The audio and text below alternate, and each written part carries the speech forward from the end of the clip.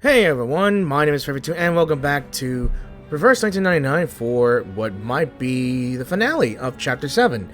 And yes, this is still Sunday. Like I said, I like to try to catch up with the series and all, and I wanted to show you all in one video. And yeah, my hour or 2 hour video limit is still up and going. So in the last video, I believe the research team of the Storm has finally made a breakthrough on 2 ways.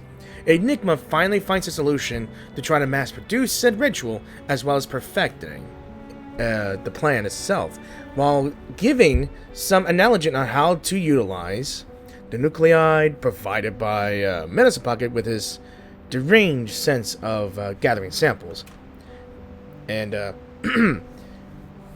and all the while, 37 finds the answer she needed, but the price has been paid with a heavy price. Sorry, I think I said price twice. And the island is in flames and ruins. Many people are falling victim to the syndrome, as well as trauma, no thanks to the soldiers. Human soldiers that were keeping an eye on the island, no thanks to the storm as well. And being hysterical and all. And there is Arcana just standing right here on top of a rock, overlooking everything unfolding. What really is her mission? I'm not sure, to be honest. And yeah, it is the weirdest thing. And Sophia has finally turned to the dark side of the Arcanum, and she is now a Manus Vindictae member, or higher up. And of course, if you were to see my previous video about the Chapter 8, when showing casing anything, really, and the trailer as well, she is, and I hate to say it, and that was a massive spoiler for me anyway, but I had to see the trailer and showcase it to y'all. Apparently, she is now a leader of a faction of the Manus called the Apostles Brotherhood, I believe. I'm not sure. That's my theory. So, we're going to start with a homage paid.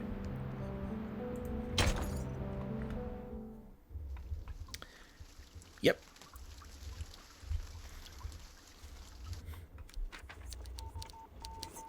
We've got signal. Zeno has restored communications with Team Timekeeper. Very well. We will leave you to it. She sighs with relief.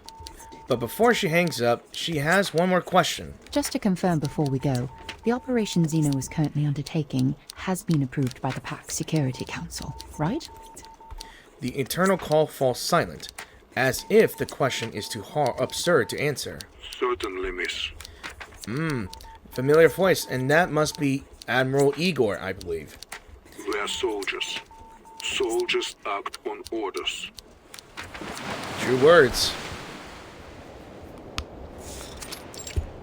The overlook where Arcana is. This is the only part of the island untouched by war, where the foliage is thriving and the view is stunning. I am most pleased to see you. Had you a pleasant stay on this island, Ms. Verton? Yeah. She turns around, a smile grazing her face. Are they not an intriguing flock of people? Their wise ones drew a circle at their feet and declared themselves apart from this realm. For generations untold, they toiled as diligent ants in service of the circle, adoring and venerating it while shielding themselves from insanity's call. I take immense pleasure in admiring this wondrous figure, the primordial, eternal, immaculate circle. The more pity that it was etched upon sand. Below, the bombed-out beach is in a state of disarray. I disagree. The fragility and impermanence of sand is precisely why people strive for something eternal. Believing in perfection is not a flaw. I noticed the human aircrafts were loaded with weapons, not from this era. Did Manus Vindictae provide them with the technology? Arcana smiles, the silence confirming the disturbing revelation. So they did plan on this. I can't fathom your motives. If you came here to incite hatred and recruit the pure-blood arcanists on this island, You may now walk away with satisfaction. If you wanted to take the island as one of your bases, you could have done so after the cleansing ceremony failed, but you did nothing. You just stood there. Why?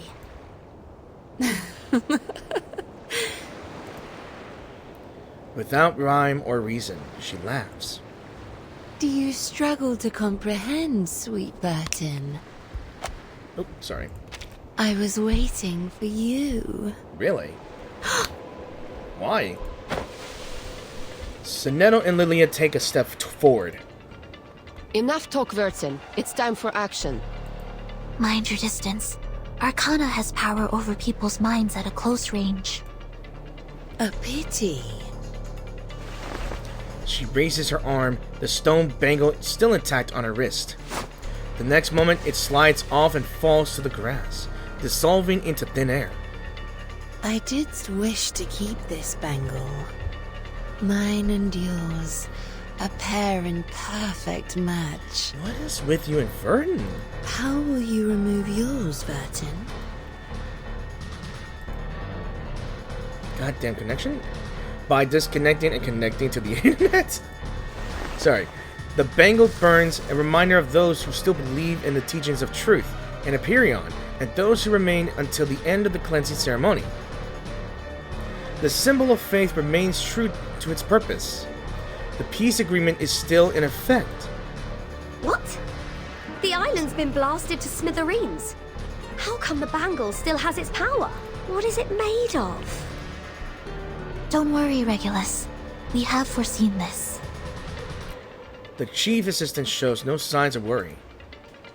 When we first arrived, I was bewildered by the rules on this island. But as I learned more about their scriptures, things began to make sense. Language is an unreliable means of communication. Information can become muddled and vague wording can lead to mistakes and contradictions. That's why the island values math as a more precise and truthful language. They mock language for its ambiguity, scorn its flaws, and ruthlessly expose its inconsistencies, like they did during that debate. The pact on this bangle is of a similar nature. I see. It forbids us from actively attacking, but what is considered an attack? The rule maker did not specify that. An act without the intent to attack will not be seen as an attack. That is the unspoken rule of the peace agreement. An adorable attempt. Are you truly prepared to gamble the life of thy sworn companion, little pup of the Foundation? Behind her, an unidentifiable form materializes into existence. Sonetto shakes her head. Her wand remains steady. I will not make the same mistake again, Miss Arcana. I know perfectly well what I'm doing. Your provocations will not work on me. For the peace of this world, I will stop you. The wand radiates an intense brilliance. Premia sereno intenso e infinito. Boss fight? Now, Vertin. What the? Show me how you have changed since last we met. The battlefield. It transformed. Okay. Prepare for engagement indeed. What Arcana the? is dangerous. We may not be able to defeat her, but right now, that's not our goal. Relax! I've got the whole battle plan all up here in my head. I shall relegate captain duties to you for today, Vertin. What is this? For truth and peace, for a new era after this long-awaited moment. What is this? What? You have made new friends, aye. Have they changed you? Perhaps it's time you met my old friends. Come, they await thy greetings. Okay, what is this? Timekeeper! Arcana has disappeared, and monsters are pouring out of the portal she created. Huh? She's running away! That was quite the grand escape. No, I can sense her. She's still there, looking down at us through that portal. She's waiting for something. Everyone, it's almost time. Xeno will start any minute. We need to complete our preparations as planned and force Arcana to show up. Easy. If we finish off all her minions, there's no way she'll just stand by and watch. The big guy up there is mine.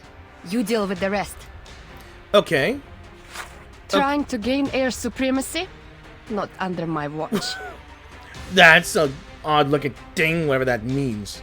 I'll send that outdated hunk of scrap metal crashing to the bottom of the ocean.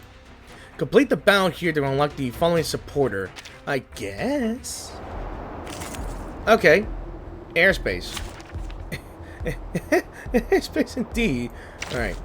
I need Sonetto. Just as what's been practiced countless times. And you as well. I've never tried Let balloon us party get to before. know In all each honesty. So yeah, It's let's a good time. Alright. No. No, no, no. No, you bitch.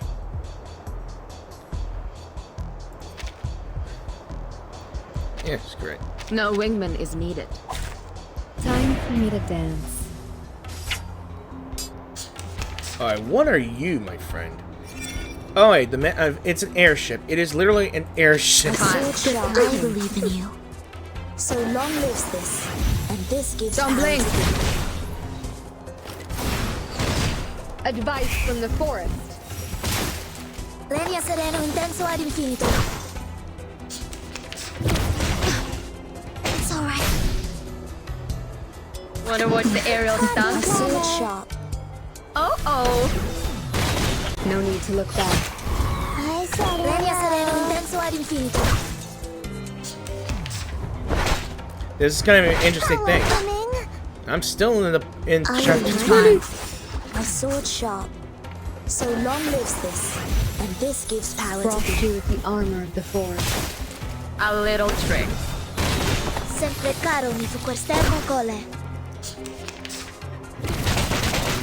Shit! Haven't you eaten? Depict the world I believe in you. Each moment, now night.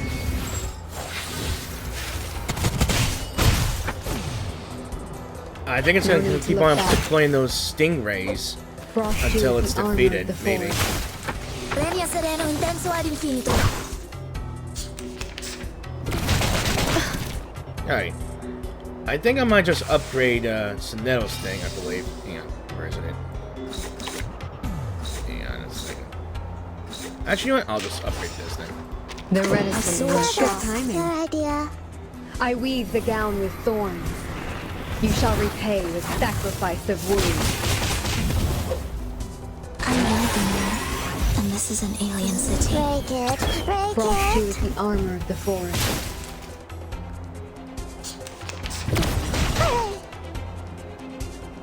Wanna watch time? Wanna watch the aerial stunts? Right wing. And down goes the blimp. Airspace cleared. Preparing now. Okay. Red 38 is about. So I had to defeat these things to get a supporter. And I already got one. Just like the battle simulations, I will not allow the tragedy in Chicago to happen again. Timekeeper, it's time I showed you what my training's been for. Yeah. Alright. This is insanity. Oh, am I gonna have to... Alright. Just as Wait. what's been practiced countless. Hang on. I need... I guess you... It's a good time.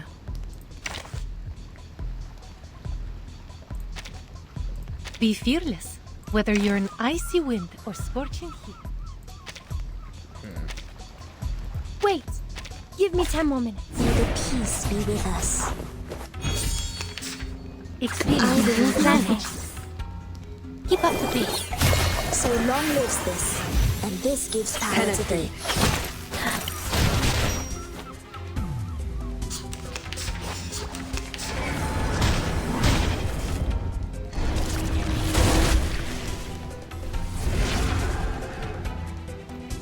And shield glisten in the sunlight. The sparkling of the sea, the shimmering of scales. There is always a light to follow. Sempre caro mi fu quest'ermo cole. 2, 1. Advice from the forest. Alright.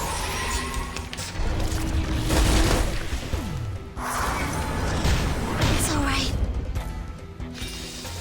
I believe in you. My sword shot. So long lives this, and this gives power to thee. Regna sereno intenso ad infinito. 3, 2, 1, down.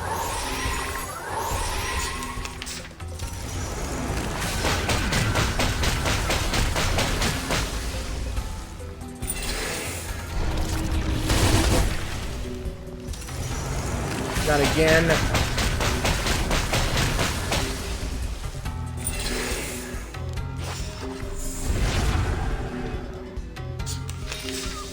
Exceed knowledge and growth in you. Devote yourselves to one another. Bask in the sunlight. Penetrate. Sempre caro mi su quest'ermo cole.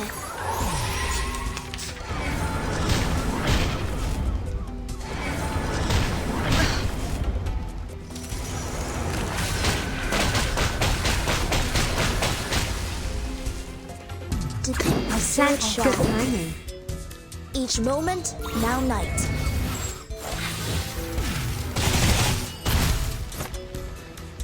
So long lives this, and this gives power A to might thee. pass.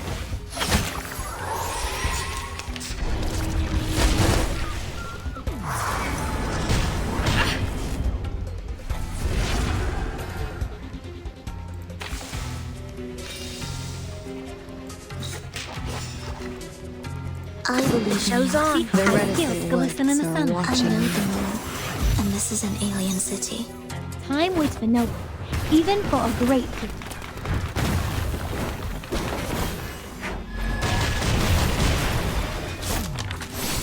And with that, we're done. Haha.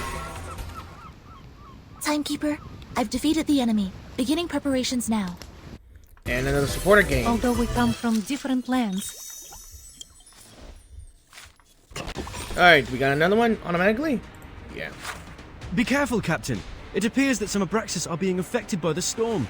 They are attacking indiscriminately. Look at their heads are now fingers. Alright, then don't draw their attention. Let them attack the Manus. Hey! We were so quiet! Why are they coming for us? It seems that the storm cannot entirely change their instinct. Yeah. Let's see what we can do. Just as what's Alright, been I want to practiced. put in Regulus somewhere. Wait. Hey ho, let's go! Equipment check. No wingman is needed. Let's go Actually, where like trees AI. and grass grow. be fearless. Whether you're Party in the sky and on the air. Exceed Woo! knowledge. Take off! Splash in the water. Yeah, I see a supporter. I know the moon, and this is an alien city. Yeah. Stars light the way. Penetrate. We must push on. Let me see. Listen up. Oh, My okay. sword Good shine. timing. Sending down signals from Advice above. from the forest. Sempre caro mi su quest'ermo cole.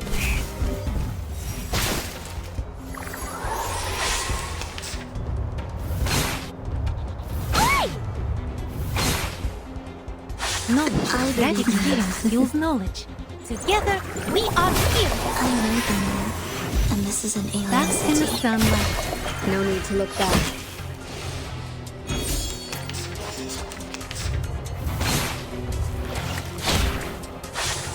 See how skills glisten in the sunlight. The sparkling of the sea, the shimmering of scales. There is always a light to follow. Unbreakable. Shotgun! Frost you with the armor of the forest.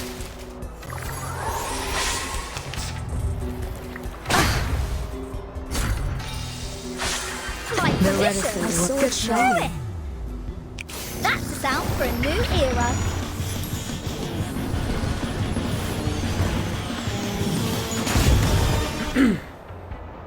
I weave the gown with thorns. You shall repay with sacrifice of wounds. I know the moon, and this is an alien city.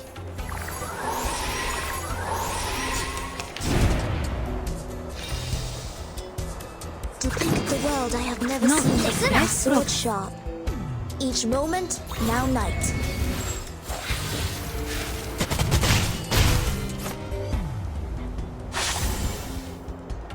Keep up the pace. Stars like the Regna sereno intenso ad infinito.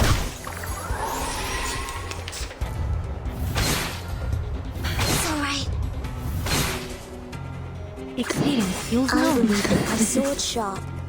Devote yourselves to one another. So long lives this, and this gives power Frost to you with the armor of the forest. Regna sereno intenso ad infinito.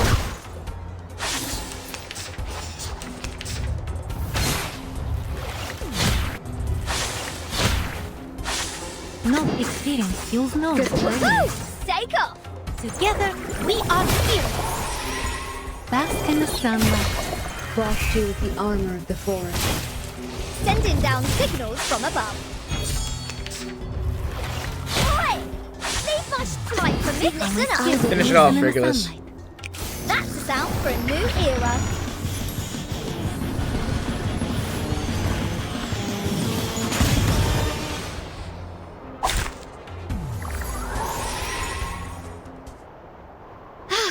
Finally got rid of them.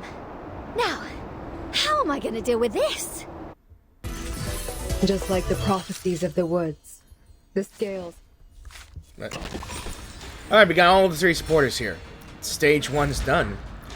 We got a breakout, so let's start it. Timekeeper, the first preparation stage is complete. Great. Next, we destroy the portal. Marvelous, Burton. You have put on a magnificent performance. As a gesture of gratitude, I shall bestow unto you these gifts. She just showed up of her own volition. No, something's not right. The arcane skill in that portal is fluctuating strangely. She's casting a ritual. Burton, retreat! No time to think. Prepare for the final confrontation indeed. Ooh.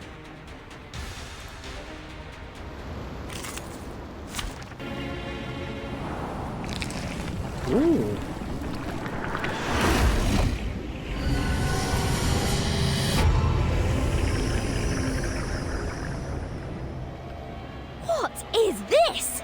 It has more hands than all the members of a band combined. Timekeeper, there's a gigantic creature emerging from the portal. We must complete stage 2 as soon as possible. We better finish it off before we start stage 3. Copy that. This is a critical moment. Everyone stay alert and await my command. May the peace be with us. Alright. Timekeeper, please allow me to assist you.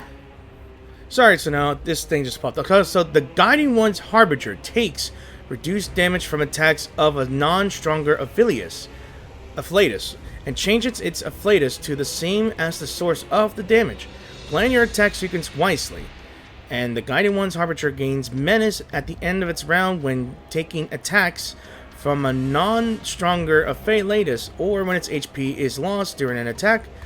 On reaching 100% menace, it immediately unleashes its ultimate attack. Okay. So, this is Arcana. Yeah, really. Really. Alright, we're gonna have to figure this out here and there, so... Right, I believe in you. Uh-huh. Woohoo! Take off!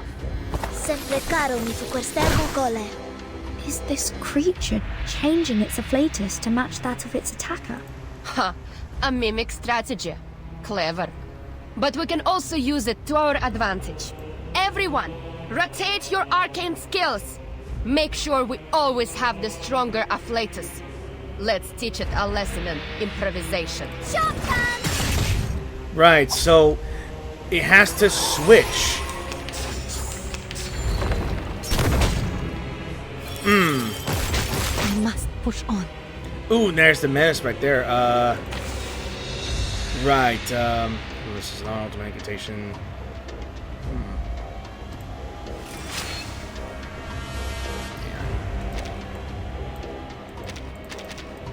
Alright, so let me think. think I need a buff. I need I guess a buff maybe. I don't know. A sword sharp. I believe in you. Listen up.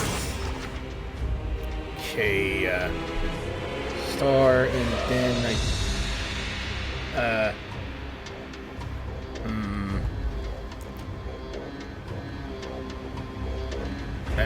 I guess we're just gonna. I don't know what to do here. Fine. Se fregarono su quest'ermo cole. I know the moon, and this is an alien city. Stars light the way. A little trick.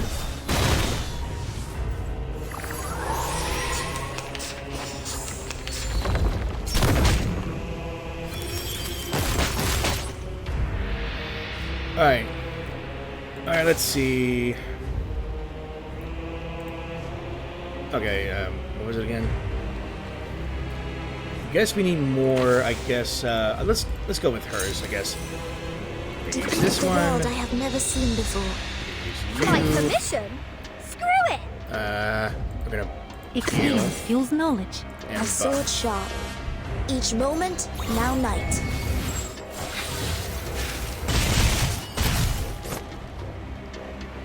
That's the sound for a new era.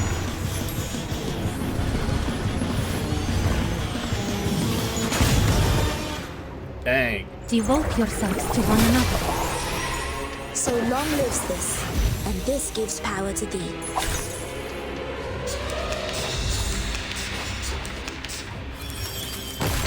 Easy there. I'm trying to figure. Timekeeper, the enemy's ritual has altered the environment. Please be careful. I'm trying to figure out this thing. Like, what am I supposed to do with this thing here? Hang on. Before that, let's think. So many things here. So, guess we're gonna do See how my this. skills glisten in the sunlight. Buff you, I Embrace new think. experiences. Wanna watch the aerial stunts?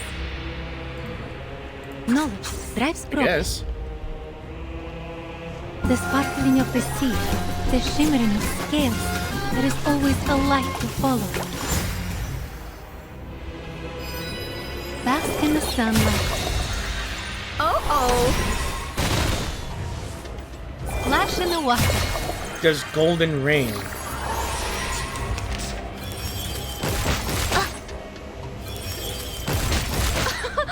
Haven't you eaten? And there's this ultimate attack, and I hate it. What? Holy shit! Holy hell. Okay. Alright, we need the more heals. The more heals. Yeah, we need a lot of more heals. Take cover. I'll send it back into outer space. Huh? Wow! Okay! Alright, we're gonna need a buff you. Knowledge drives progress. I need you.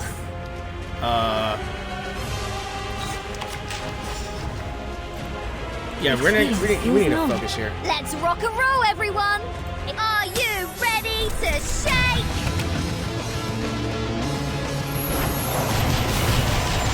Okay. Release! Am I not clicking Soneto's thing? What is going on? Oh, right. Hang on. Damn it, is it really like... Alright. We need health. Very, very badly. Drives progress. Like, really, really badly. I don't have Soneto's thing. I really don't. I honestly do not have her thing, so... I'm trying to click everything here. Maybe. Son of a gun. Shoot. Never mind. We're just gonna combine all incantations here. This is for us all.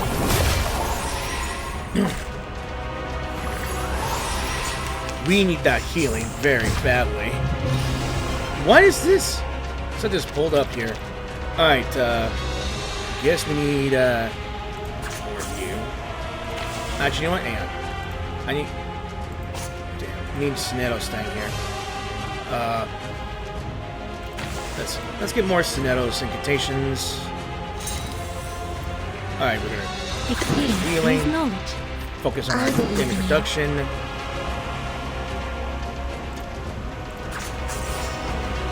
By permission. There we go. Together, we are heroes. So long lives this, and this gives power to thee. Sempre caro mi fu quest'erba cole. That's a sound for a new era.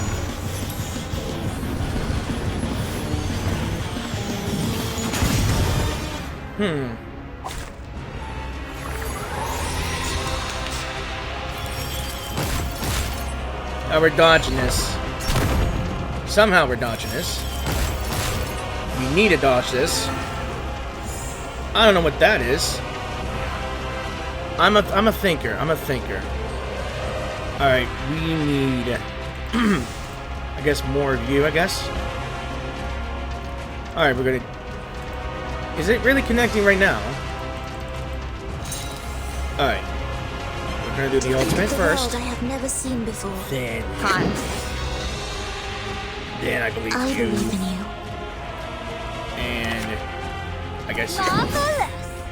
Each moment, now night. nice. Right wing. Premia sereno intenso ad infinito. Oh god.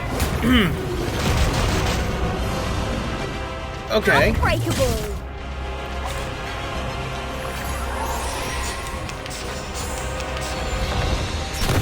Okay. We're really going all out here. Alright. Now 2 more things, really? Okay. Okay. Alright.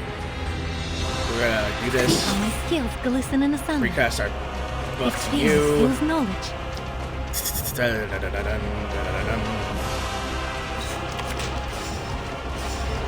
And we're gonna need the Knowledge healing. drives progress. The Very sparkling badly. of the sea, the shimmering of scales. There is always a light to follow. Keep up the pace. Devote yourselves to one another.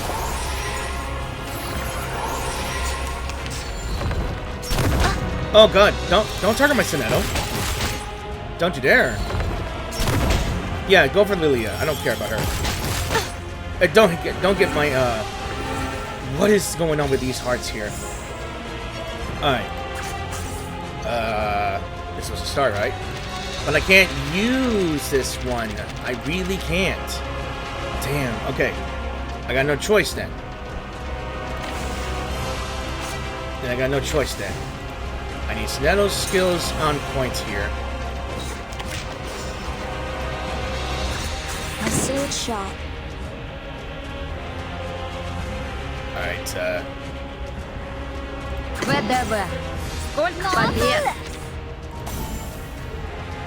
Premia sereno intenso ad infinito. sorry, Sonetto. I need my help. exhaust.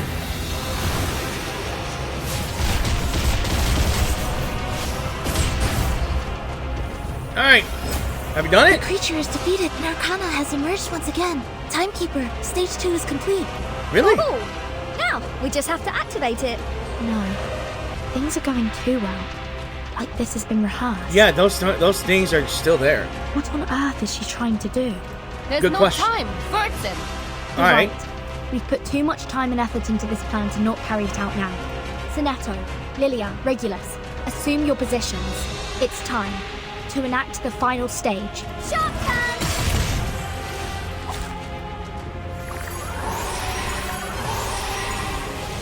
Yeah. Alright. I will pray for you. Sorry. That took a little longer than I thought because it is manual. And there's a ship. The ship sways gently in the waves. It is a set for a new world, and there's no turning back. And where Sophia is sailing with. She hasn't spoken a word since they sailed. The situation is final and the board is set. There's nothing for her to do but to stay silent. Miss Sophia, is the guiding one really not coming with us? She... She doesn't answer, absent-mindedly caressing the tiny idol. She still remembers the moment she received it.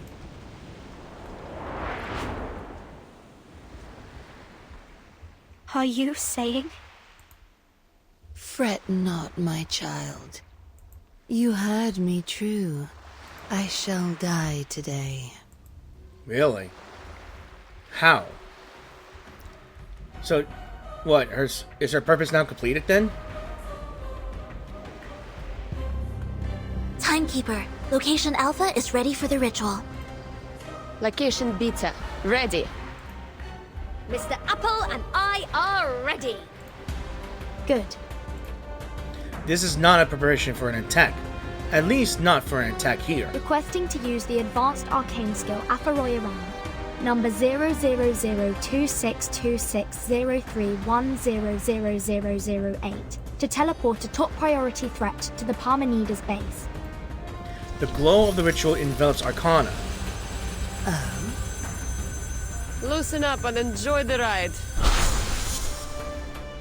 Why there? Прощай.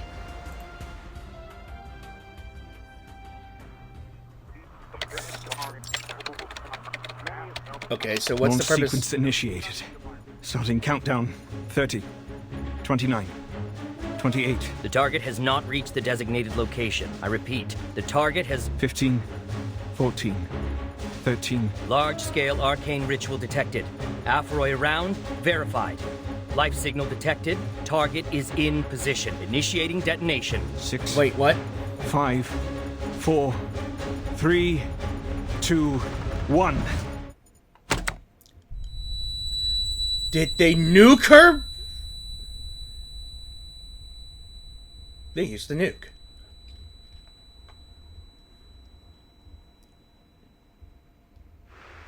Vacuum bomb detonated. No arcane energy detected. No life signal detected. Target eliminated. I repeat, the target has been eliminated. We did it. We actually did it. Admiral, Hans, we made up for what we didn't do in 99. Did we win? No. It's too early to celebrate, but history will remember this moment and honor all that was lost in this long battle. Wait, Hans. You hear that? In your headphones? Everyone could hear it. A grating static. Admiral, we might have a life signal, but there's too much interference. Give me that.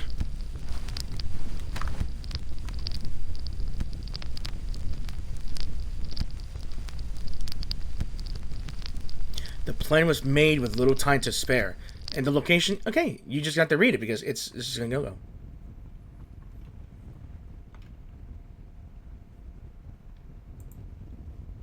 No, it's nothing. There is no sign of life. It was the wind.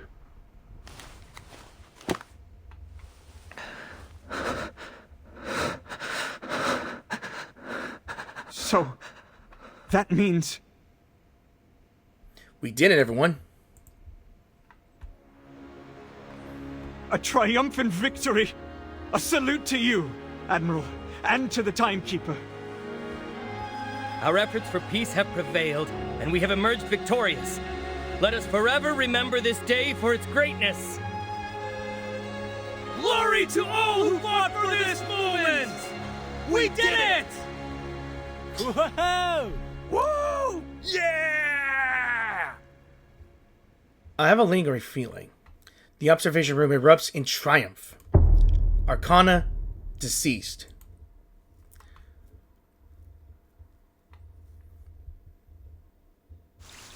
What the hell? I mean, look at all that. That was really intense. And this is only the 21st thing. A bullet is among us, right under this roof. It serves no army, no country, only peace. The heavy rain at the end of the century dissolved and washed away many of its comrades. But it was lucky enough to survive. Its pointy end still shines silver, ready to drill a hole into its enemy. Sadly, its bulky colleague stole its thunder in this war. One push of the button, one big explosion. There was no need for the rest of the ammunition. Good for them, they don't have to work for a while, or good, we saved a lot of bullets. I joke. It seems someone has become more budget conscious after working with the mathematicians. Saving 10 bullets is better than saving 1. Saving 100 bullets is better than saving 10. It's simple math. But its boss, the general, has more to think about. What are they going to do next time? Will this bullet be put to use when the rain comes again? The general? Who's that? A big shot, dear. A wise man of the most insightful kind. You should talk to him if you have the chance. But he's been in a gloomy mood lately. Be careful not to mention anything related to the conservative battle tactics used in 1999. The missile that would have been launched, and especially anything about the bullets lost in that battle. He has paid a great price for the future. But you see, the future is sneaky. Every time you think you can grasp it, it takes a step away from you, nullifying every effort you've made to get near it. Even a bullet isn't fast enough to catch up. Then we must keep pursuing, or perhaps bullets won't be needed in the future. I don't know. Shh. Don't say such things out loud, especially not near the generals. The bullets have paid a great price in order to find their way back to the future. If they hear you say that they won't be needed anymore, you'll end up with quite the ammunition bill. All right. Let's leave this bullet to itself. Solitude may help alleviate its anxiety about the future. Alright, so, not sure why the bullet was mentioned or anything, but that was extremely intense. Like, really long, and that's not even a actual boss fight, but Arcana is dead. Like, really dead. And she knew that she was going to die. But she did create a new faction, I believe.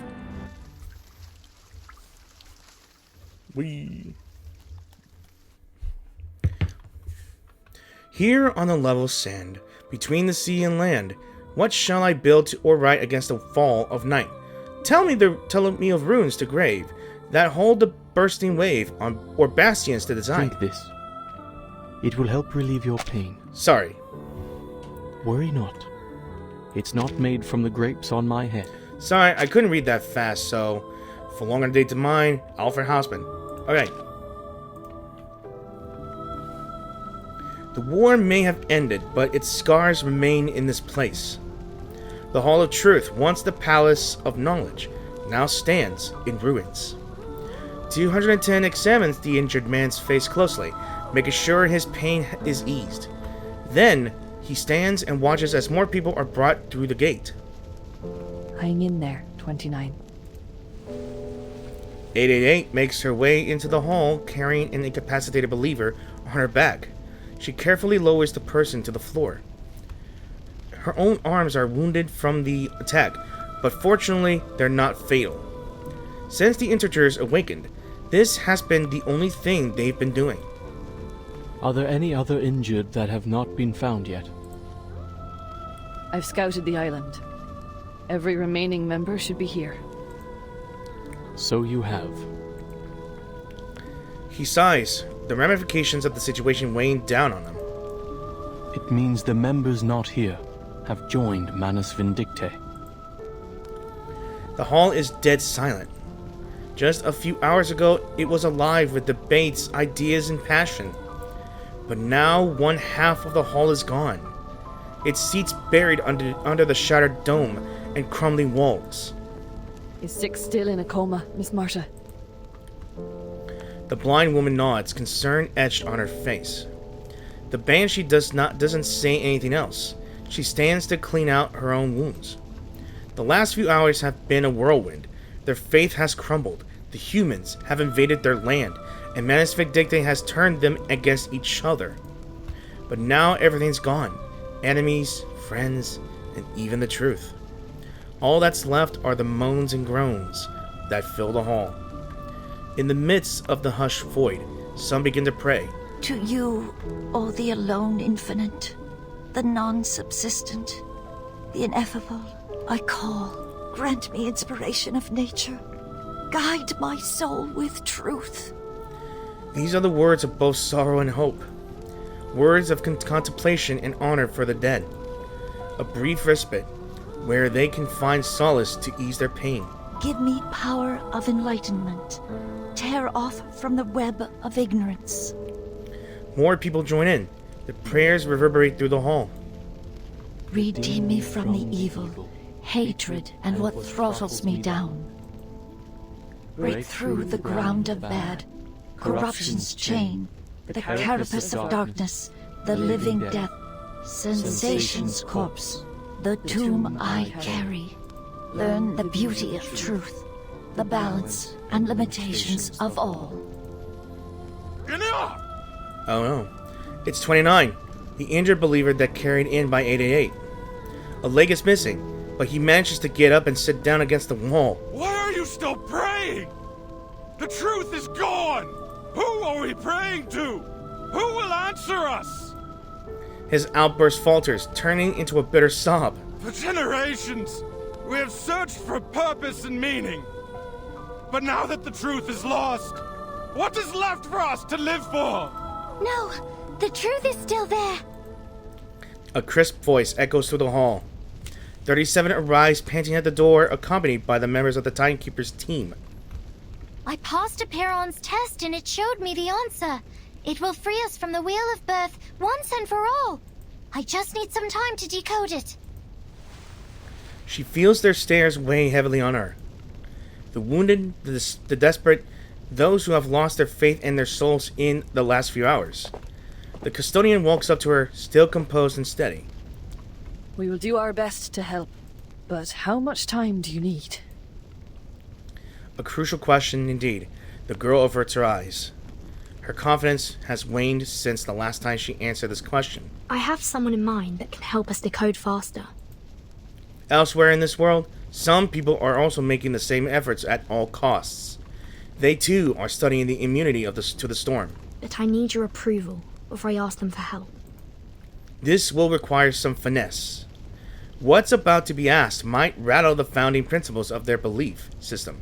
May I share the truth with the others, 37?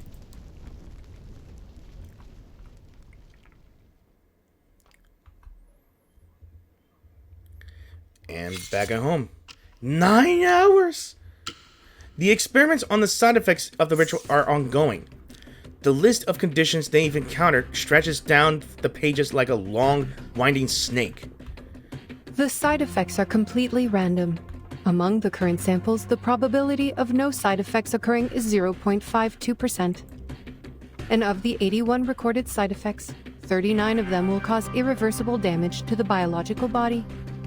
24 will permanently alter the composition of the caster's body functioning, and 18 minor effects will cause only minor, superficial injuries that do not affect daily functioning. Laplace's archives has enough rituals to protect casters from the minor effects, but the other two categories are highly lethal. The list was made at the cost of lives, and she meticulously analyzes each item as if taking apart an intricate machine. After 72 experiments, the diversity of side effects has decreased significantly. It is unclear if this is due to repeated testing on a single subject or due to a limited range of possible side effects. More than 90% of these effects are related to concepts such as dirt and dust. Is it because of the origins of this ritual's power? Whoa, her eyes. She stops briefly, scanning through the list again. The number of recorded side effects is 86, not 81. When did I write these 5 down? A knock at the door interrupts her thoughts. Simone walks in. Madam Lucy, Zeno's plan was a success. With the help of Team Timekeeper, the leader of Manus Vindictae was teleported to a deserted military base and targeted with a thermobaric weapon. It was a direct hit with no signs of life detected. The momentous event was captured on camera in the observation room. The director's nods in approval. It is good news, but she can't devote much of her processing power to expressing joy while she's focused on research. A tremendous victory. Please extend my congratulations to the Admiral for this remarkable feat. Also, you have 2 call requests. One is from the Timekeeper, which Laplace received shortly after the battle with Manus Vindictae. She is requesting remote assistance to help the Apiron decode a numerical code related to the storm immunity. This information demands attention. The director's head snaps up. Put her through immediately. Simone nods, but her shoulders remain tense. There's more. And the other call? It's Kikanya, the Viennese arcanist who helped investigate Marcus in acquiring the ritual. A hint of hesitation appears in her eyes. We have updated her the progress of the study and the potential side effects of the incantation, but she insists on knowing the right pronunciation. Oh no, I know where this is going to go.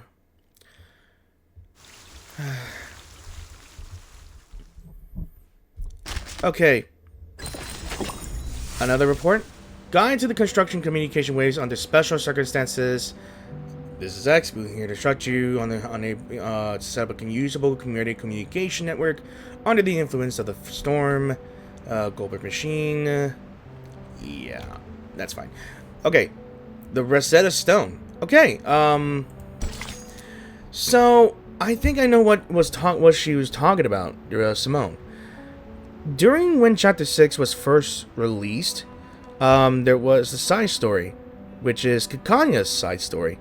And this was after... I'm not sure it was after,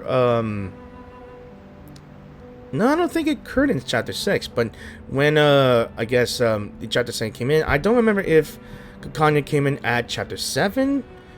Yeah, okay, maybe she did.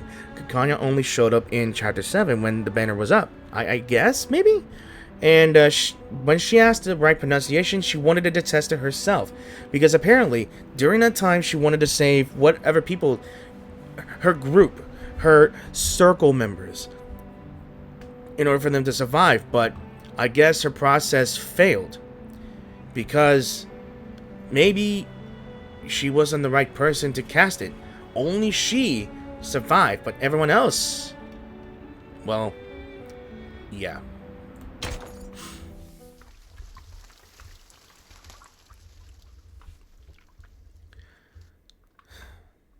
I thought it had to be said. Hey, Miss Radio. No, we're not aware of that. 37 and I had just entered the cave when the investigator sent back the ritual. The transmission is weakening. Miss Radio musters all her strength, struggling to hold on to the fleeting signal in the air. I see. Thank you for the thorough explanation, Madam Lucy. I'll make sure to inform the members of Apiron. Is it really possible to remember all those numbers and technical details? If possible. Could you kindly explain this to them again after we set up the communication device? The lab has never been busier since the day it was built. The scattered files are neatly gathered, and more integers have come to help sort through the years of documents. Miss Radio is placed next to the IDM with a sense of reference. The computer screen lights up, and a familiar voice comes out of the speakers.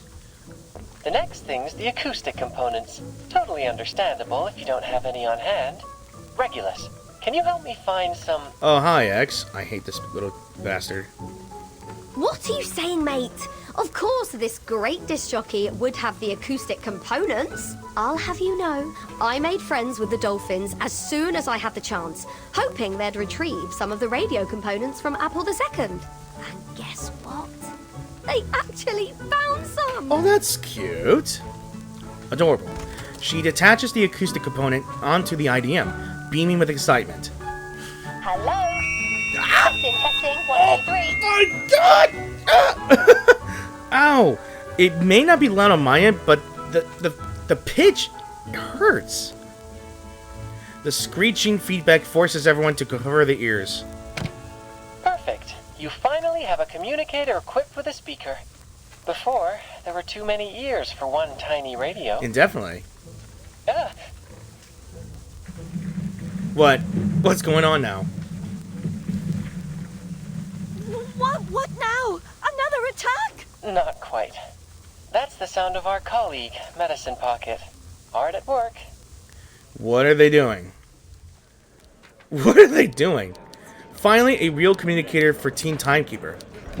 X gets up, skirts around Medicine Pocket's mess on the floor, and casually makes himself a cappuccino. How goes it on your end, Vertin? The storm is only 8 hours away. Has the immunity zone on the island stopped shrinking? I think so. No one in the Hall of Appearance affected by the storm syndrome so far. The immunity zone seems stable for now. Manus Vindictae and the humans have left. There should be no further destruction on the island. So the decay of the immunity zone is not linear. It seems to be influenced by the islanders' mindset toward the truth, and it eventually reaches a stopping point. He puts down the cup and thinks about everything he heard from the call. Could it be that the ritual on this island, rooted in the power of faith and belief, serves to amplify only the radius of the storm immunity? Fascinating. That can wait, Researcher X. Ulrich, impatient as ever, interrupts his musings with a more important concern. There are still pressing matters to discuss with the Timekeeper through the device. There's one thing I'd like to confirm, Timekeeper. About the question Miss 37 asked in the cave. How can we escape the darkness of the phenomenal world and be freed from the emanation forever? To my understanding, that is almost the same as asking how we can be immune to the storm. Yes, and 37 also said the transcendental truth was beyond the limits of her mortal flesh. Apeiron answered her with an eerie sound, one that could drive anyone mad just by hearing it. It was then that the Scroll 6 gave her unfurled and transcribed the sound into a string of numbers, providing us with the code. Yes, that's the key to our problem. We both received a solution to the same question simultaneously. Immunity against the storm. This could be our Rosetta Stone, Timekeeper. We found our own Rosetta Stone! His voice rises in excitement as he becomes fully immersed in his thoughts. Meanwhile, his listener's mind is starting to wonder with a big question mark in the air. Rosetta Stone. Allow me to explain. Yes, please. The director interjects with a well-timed explanation. The Rosetta Stone is a stone tablet inscribed with a decree in 3 different languages: hieroglyphs, Demotic, and Ancient Greek. Hieroglyphs were the sacred writing for the divine, while Demotic script was known as the language of the people. Both scripts were ancient Egyptian, lost to time when the tablet was discovered. However, because scholars were still able to read Ancient Greek, and through comparing the 3 inscriptions that all said the same thing, they were finally able to understand the hieroglyphs, and now we too have our own set of inscriptions to decode. The first is similar to hieroglyphs, as the truth Miss 37 heard in the cave is completely unintelligible and can drive people insane just by listening to it. The second is like Demotic script, a ritual we obtain from Arcana that can place a curse upon those who read it aloud. It cannot be handled by ordinary people. Finally, the numerical code you shared with us is like the readable Ancient Greek, without any divine powers, but crucial in deciphering the other 2 inscriptions. How intriguing! I'm actually intrigued. 37's voice chimed in over the line, clearly excited by the analogy. That is to say, if we work together and combine our research, we may unlock even deeper knowledge that only belongs to the divine? Exactly. We're looking for the same answer to the same question, like how the same decree is inscribed onto the tablet in different forms. And just like the inscriptions on the tablet, we have 3 versions of the ritual.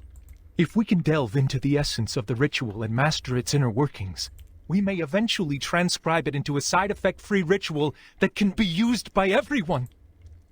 Yes, it should work. Because the nature of the universe flows in all things alike. I'm glad you think so, Miss 37.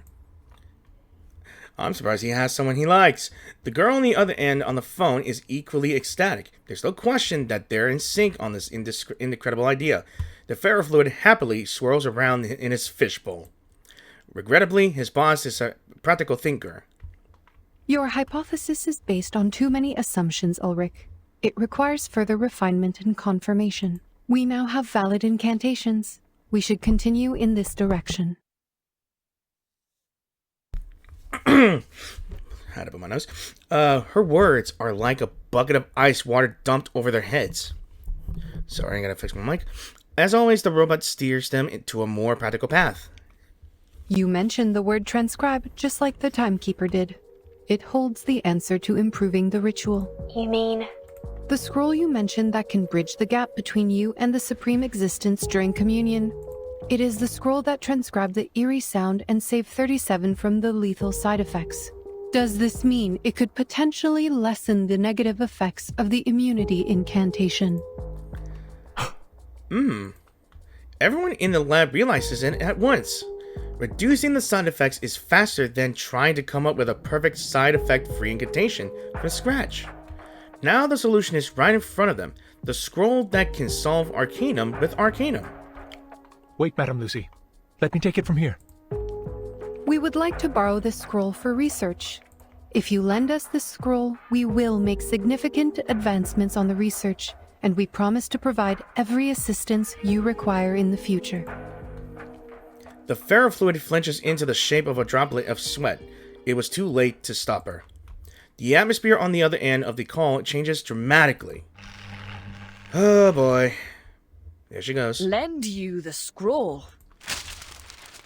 The custodian leaps up from her corner in disbelief. Are you asking us to give the legacy of Apiron, our most cherished possession, to you? A scientific research organization that serves humans? The lab falls silent, reflecting the seriousness of the request. For a school of thought that has always kept its knowledge hidden, this is a major threat to its core beliefs and sacred vows. But the silence is broken again by that cheery voice. The voice that always questions and doubts. Why not? We are seekers of truth, are we not? Oh boy, another debate is coming up, and I am not going to be happy with that one. Oh, no. So we got yet another conflict here. Now they have a test to go on. This is where it's going to get heavy. So, an impossible request has been asked, and yeah, they're not going to like it, but 37 has questions too. If it will help us solve the emanation problem, why not? That's the question. So I think we're about to learn some history here. Through the cycle of history. Ha ha ha ha. Back at the horn. Heed my words, 37. That scroll is a sacred relic passed down from the wise sages of Apiron, safeguarded by the Sixes, and entrusted only to believers who brave Apiron's test. It has the power of harmonization and reconciliation. You may keep it until you fully grasped the secrets shared with you by Apiron. But you will not share it with some organization affiliated with humans, and certainly do not allow them to study it. The inevitable disagreement is finally upon them. 888 grabs 37 by the arm and drags her out of the lab. Why? Sharing this scroll is sharing wisdom and knowledge with others. Like what we have done through our doctrinal meetings and receiving visitors from the outside world. It is for the sake of spreading the light of truth. Is it not? The human researchers. They have also discovered many brilliant theorems. Before the emanation cut us off, we had these types of communications with the outside world. It was fun. Unlike what came after, I'm sure by sharing this scroll, the code from Apiron will be deciphered. I must prove that the light of truth still glimmers. She stands her ground. She is right. With their faith shattered, people need something new to keep them going. And this time, her suggestion makes sense in a practical way, a quality often missing from her previous ideas. With the island no longer shielding them, the school must find another way to survive the emanation. In their moment of weakness, they need a powerful ally more than ever. But how can you be sure the scroll will only be used for researching the ritual? How can you ensure that the humans won't exploit it to create weapons of destruction? Another good question. The custodian looks up at the fractured dome. The speckled daylight illuminates her cool complexion. Before joining the School of Apiron, my people and I had wandered the world for ages. Our long lives made it difficult for us to truly fit in with the world. Daughter of Truth, I implore you to hear the words of this old soul. Humans have indeed achieved incredible feats, and their enlightenment has even touched my soul. But unfortunately, most humans do not have an inherent respect for knowledge or its boundaries. They only chase after power blindly. I have experienced it firsthand. I tried to guide and persuade them, but ultimately I failed. That is why I am here now. What you are deciding to share is not only knowledge, but it is a ritual. A piece of power. A ritual designed for harmonization, created for the devout believers, and created for the sages seeking the truth. Yet, on the other hand, it can also be used for unspeakable horrors, such as silencers on guns, suppressors on rifles, or even on nuclear bombs. It won't. 888. I won't let this happen. I promise. I get the feeling that it's not going to be enough. You can't promise anything, Miss Verton. You're too young, too inexperienced to comprehend the dark nature of history. A valid and powerful observation. The hall itself, ravaged by war, now stands as a testament to the Banshee's claim. Even 37 is speechless. But it's the truth we're talking about. What could possibly outweigh the truth? An unexpected voice speaks up. To everyone's surprise, the Rhetorian does not raise any objections this time. If all it takes is lending someone a scroll to unlock unspeakable secrets, why not do it? Haven't the failures of the past 4 years proven that a stagnant mindset does not bring forth the light of truth? As individuals devoted to critical thinking, should the pursuit of truth not be our primary goal in life? My brothers and sisters, do not let hatred stop you, and don't let the dust of the phenomenal world blind you. 210! He waves his hand and gets up from his seat. And remember, it was 37 who passed the test and earned the scroll. It is her rightful responsibility to handle this situation. He looks elsewhere, his demeanor suggesting a lack of interest rather than genuine support for their argument. Otherwise, what other choice do we have? Yeah, he shrugs and walks out of the hall. Behind him, the Star of Hermes clenches her fist with resolve. To the murmuring, doubting crowd, she speaks again, loud and clear. I have made up my mind. I will share the scroll with Laplace. We will decipher the code together. The truth is the truth. It should not be swayed by anything else. Please, everyone, cast your pebble if you agree with me. If Six were here, he too would have called for a vote. Some of them decide to leave the hall instead, but most stay and use the pebbles in their hands to speak for them. Her victory arrives with a gentle sigh from the corner. I wonder who it is. Yep.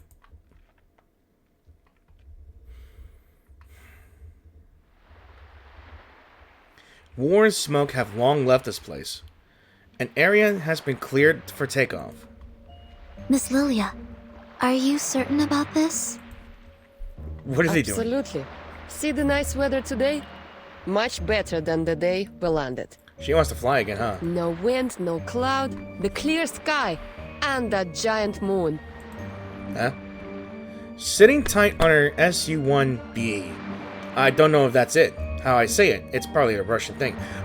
Gives a quick pat to the scroll secured on her belt.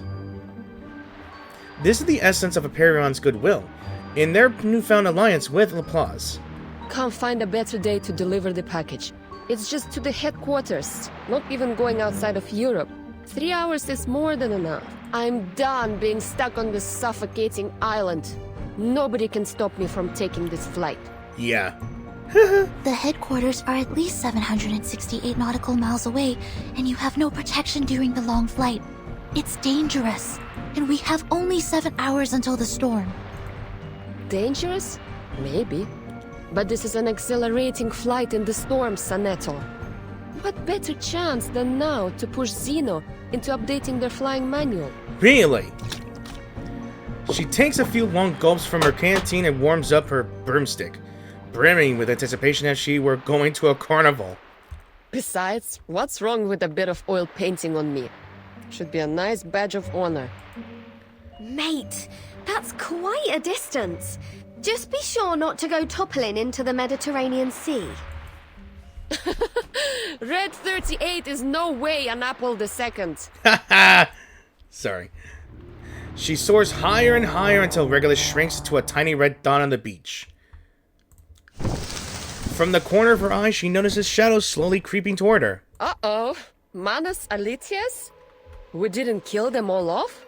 I don't have time for you, little stingray rats. Oh, here comes the dogfight. The Olitidius trailed close behind her. Still got your speed, huh? I guess the death of your boss didn't faze you much. Yeah. Oh. A swollen blimp comes into view, filled with a dark substance and throbbing like a beating heart. The creature's soft tentacle-like turrets slowly rise and lock onto Lilia. A Manus aircraft? Worth a fight. Okay. Haha! Bring it on! Your downfall will be an explosive orchestra over the waters. Yarr. Sorry. I'm all about flying pirates now. My duty lies with you. No, moment connection between numbers. Splash in the water. Until the torch is lit.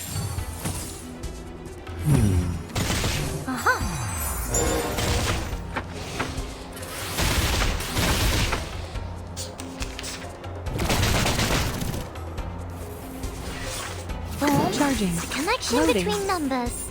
The golden ratio. Why'd you The light that illuminates all. Aim and shoot. Take it down, Lucy. Yeah. Victory secured. I should excuse myself. To safely cast the immunity ritual, 2 conditions must be met. 1, have the power to wield it. And... Yes, Miss Tyder has derived the formula and my team has finished designing the prototype converter. Now, we just need the bigwigs upstairs to approve the experiment application. This is an unprecedented chance to rob this storm of its energy. I wouldn't miss this for anything. Minimize the side effects. That's the second condition. The Scroll of Aperon has shown great potential in protecting casters from the ritual. It is expected to outperform the Coleman protection rituals. The sheer variety of side effects is concerning, but we already have a list of 122 curses and their effects. Once the scroll arrives, we will test and record its reactions to each of the effects. This should speed up our analysis considerably. Okay, but this is enough. Okay, how is it not enough? How can we get humans to make use of this ritual? He stands up and paces around the cluttered room. Ideally, the incantation is made into a tool like the Manus mask or Laplace's incantation soft disk. However, this would require a thorough analysis and mastery of the ritual. Manus Vindicte could create the mask because Arcana is just that excellent of a caster. But we don't have that kind of excellence all the time. That's why I came up with a clever alternative, to let everyone be a caster instead. The problem is, humans can't cast it all to begin with. Ugh. Logic is failing to produce the desired breakthroughs. Enigma sits back down at the table, holding his head in despair. Is there nothing else we can do?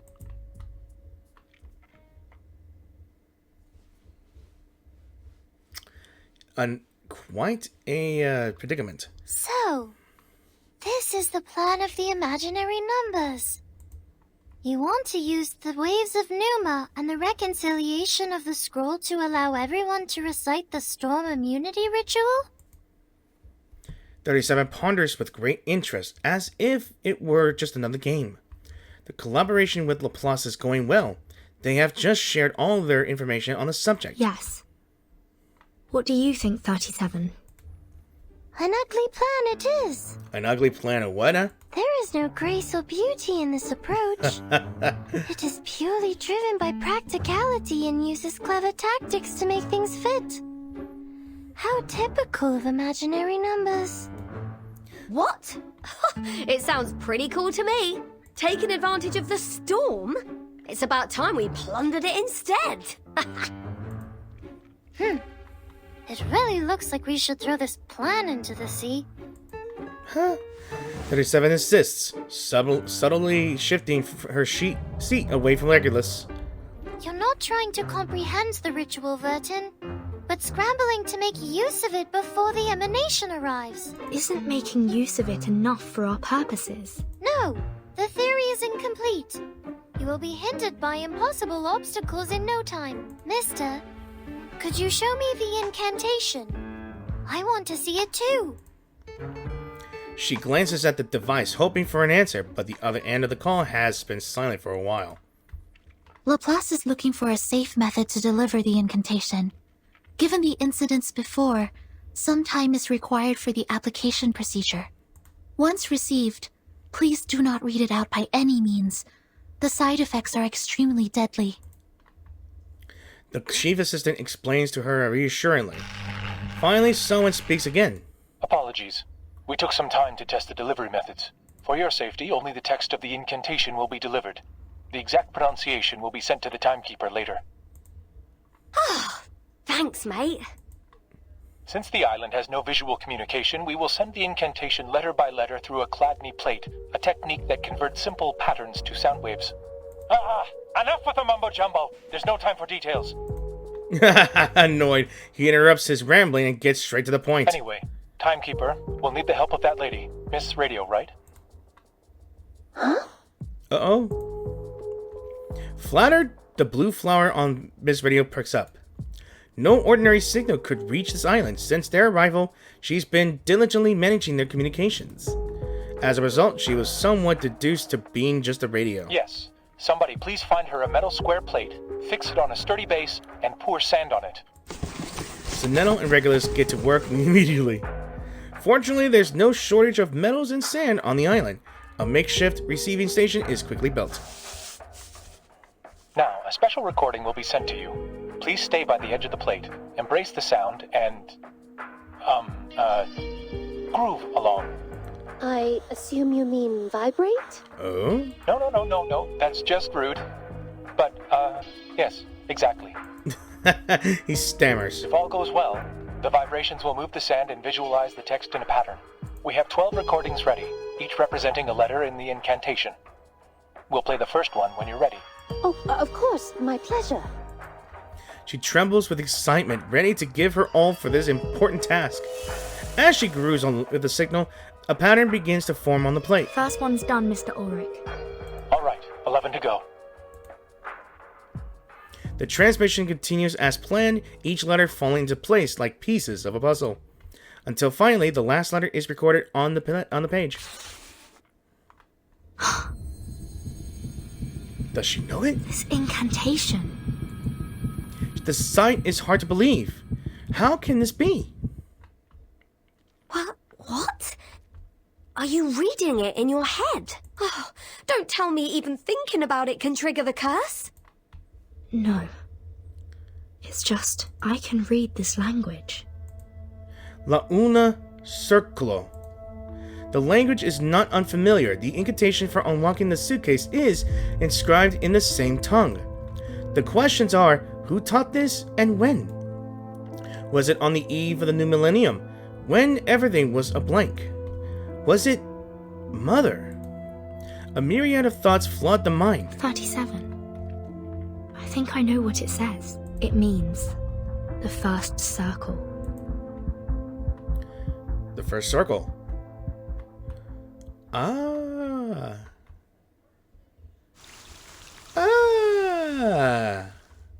My brain hurts. The emergency harmonizer analysis task notification. Again, they received a harmonizer capable of neutralizing the storm immunity spell, which has been proven effective through Miss Lucy's testing. So the contents have been sent to each department in the form of a photograph of this message. Please begin analysis and call back the people from John Tider's place. You all keep busy. So the first circle, that's what it really translates to. Yeah, and look, I got a music. Woo.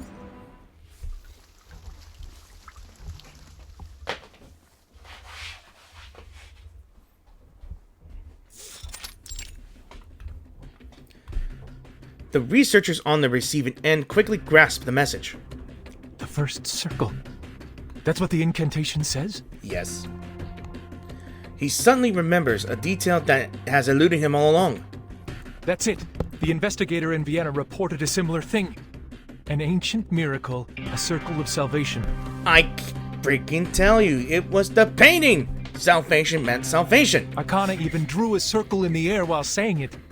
She did it so nonchalantly, as if it were a meaningless gesture. Yeah, she did. We didn't think much of it at the time. Really? Once we confirmed that it did not affect the casting of the incantation, we forgot about it and moved on. Really?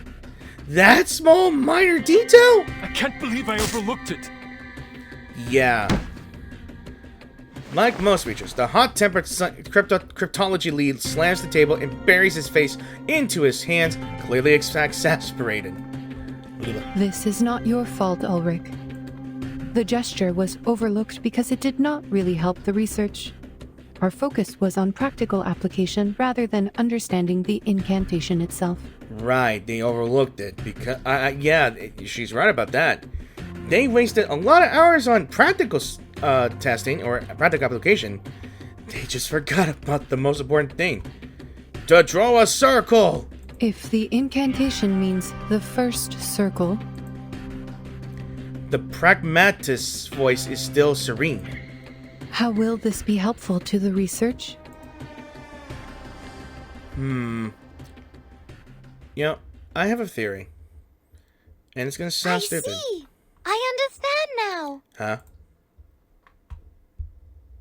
A moment of epiphany.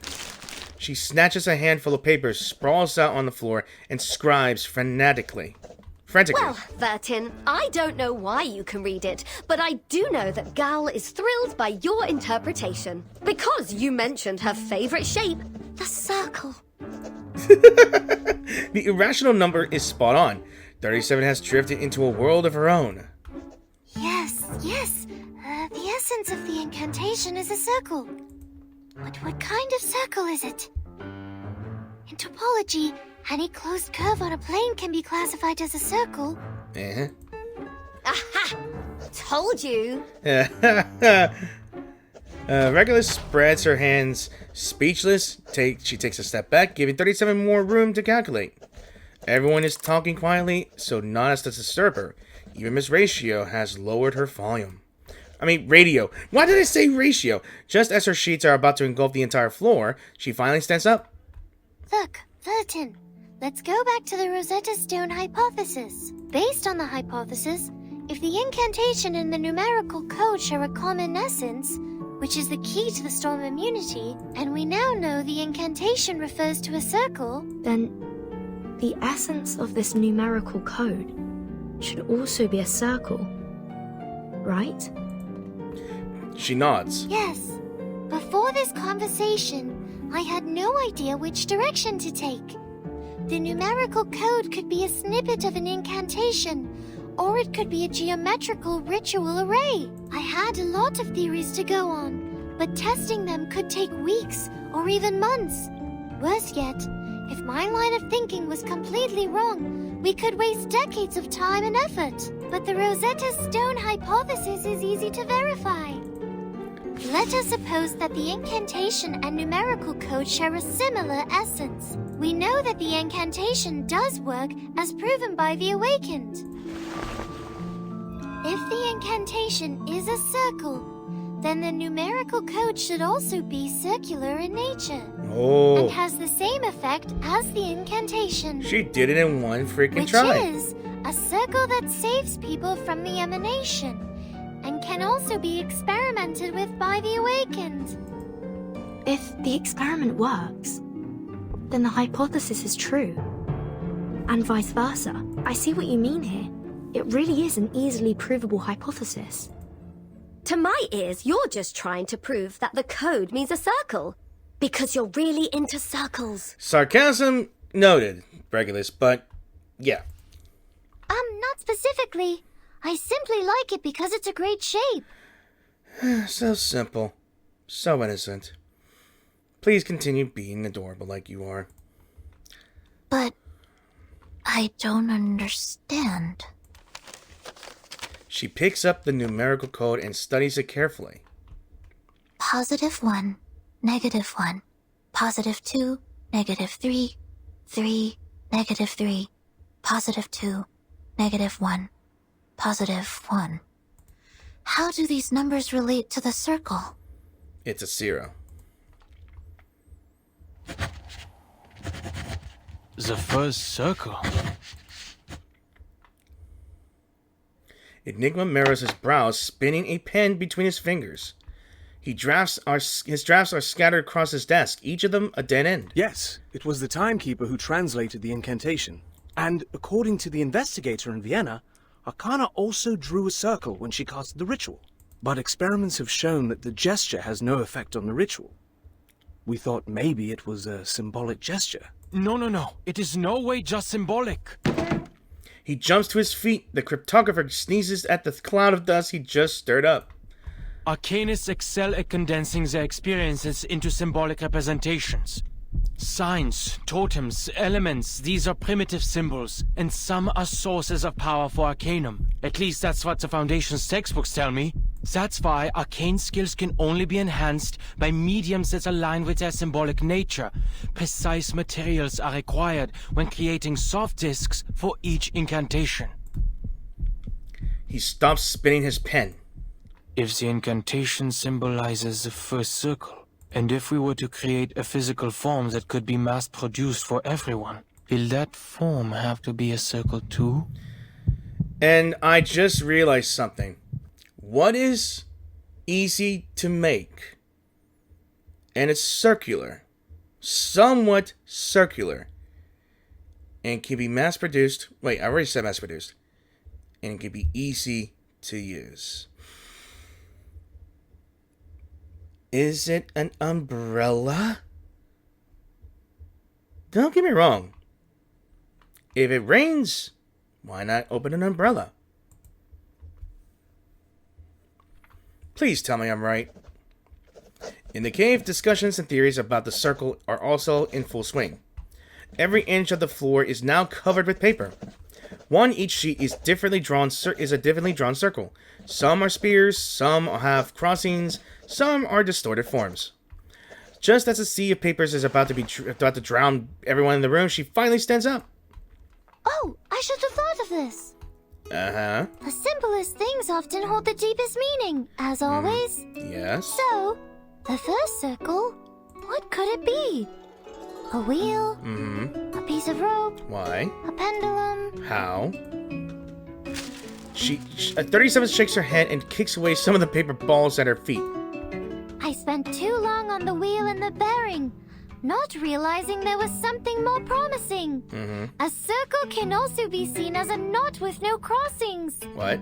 An unknot. Huh? This could be a variation of a closed curve. Huh? A knot. Why? Knots were how the ancients of the Incas and Chinese collected data and kept records. Is that true? But which knot is it exactly?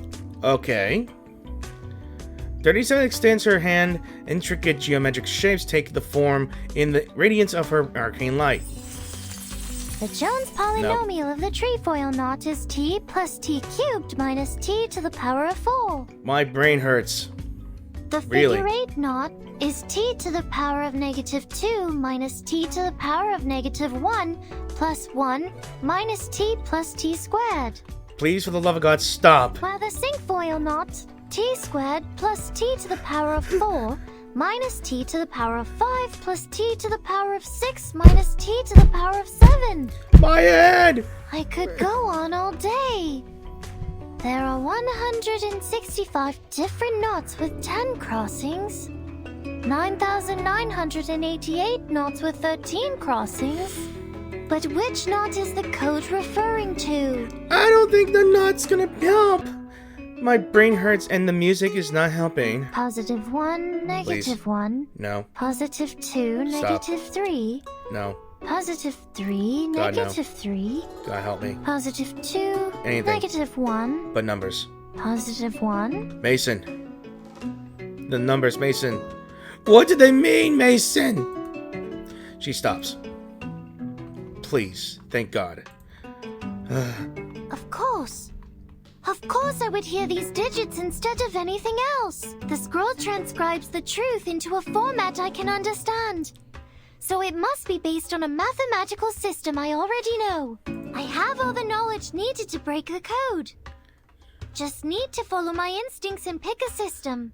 And the Jones polynomial is the first thing I could think of. Struck by an idea, she drops to her knees and starts calculating again on the floor. Right. The second 3 I heard sounded different from the other 3s. That 3 must be the constant term of the polynomial. Then if we use this 3 as the origin, like a number axis, the left side is the coefficient for the negative exponents, and the right side is the coefficients for the positive exponents.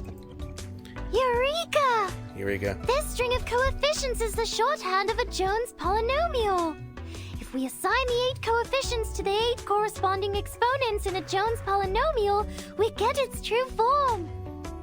T to the power of -4 minus t to the power of -3 plus 2t to the power of -2 minus 3 times t to the power of -1 plus 3 minus 3t plus 2t squared minus t cubed plus t to the power of 4.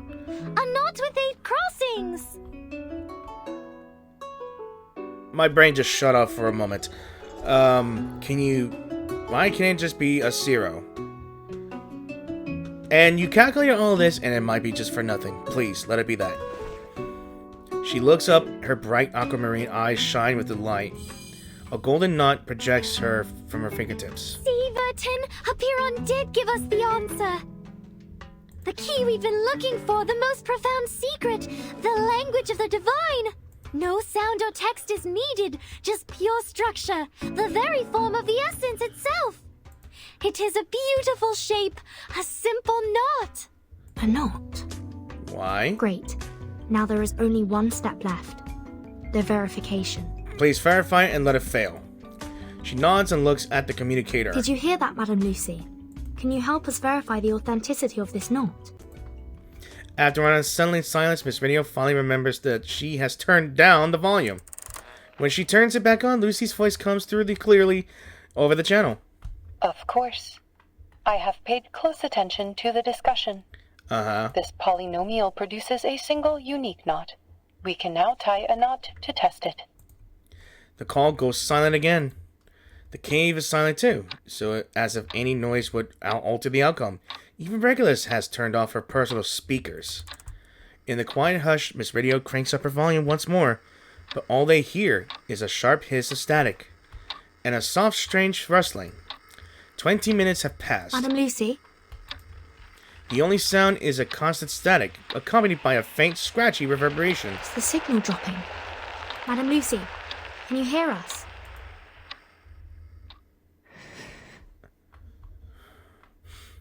Oh, wait.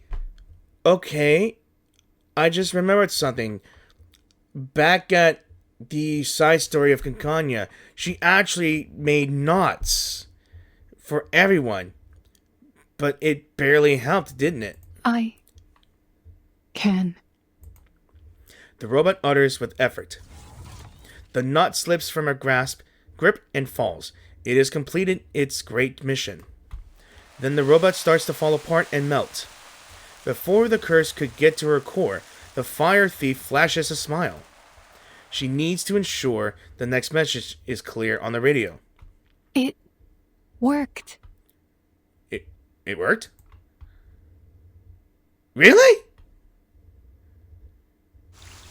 My brain hurted. And it was for everything. Nice! The ritual core is officially complete. Thank you, everyone. The ritual is complete. We have successfully overcome all challenges we face, and all that remains is assembly and mass production. Our research on the storm has come to a successful conclusion. We are also collecting names for the ritual core.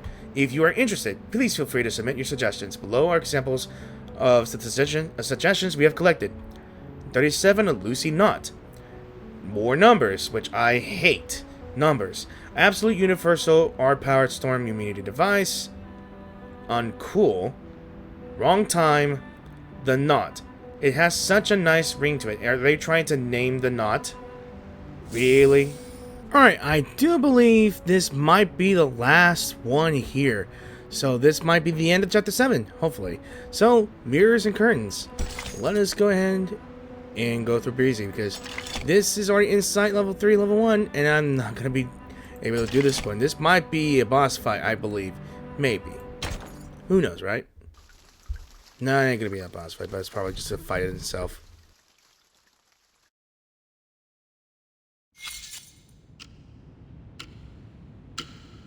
I never thought it would be the Timekeeper and the Apeiron Arcanus who'd solve the problem. But now even humans can cast this ritual. I just dropped my phone onto my keyboard. Well, it didn't land on the keys, apparently, so I'm good. Laplace is now in a rare state of tranquility, for the researchers have done all they can. There's nothing left for them to do. With only 4 hours to go, this is the final calm before the storm. Hey! Indeed. The knot is the physical form of the ritual we were looking for. Surprisingly, the numerical code yielded practical results. I thought it was necessary to report this to the Timekeeper's organization. It was her contribution. But it did not go well. What?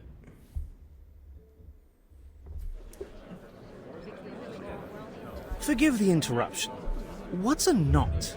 I will be glad to answer your question. Knot theory is a branch of algebraic topology. In mathematics, a knot refers to a connected closed curve in three-dimensional Euclidean space that does not intersect itself. They can also be described as shapes in three-dimensional space that are homeomorphic to circles. Knot theory focuses on the entanglement and configurations of closed curves in three-dimensional space, rather than the curves themselves. Since all closed curves are homeomorphic to circles, they can all be topologically categorized as circles. A knot equivalent to a two-dimensional circle is called an unknot, and... I don't mean to question Laplace's expertise, but this approach may not be the best solution for widespread implementation. The concepts are complex even for us, let alone others. We can't expect to give an advanced math lesson to every individual under these circumstances. Doing math before the storm. Nobody's got time for that.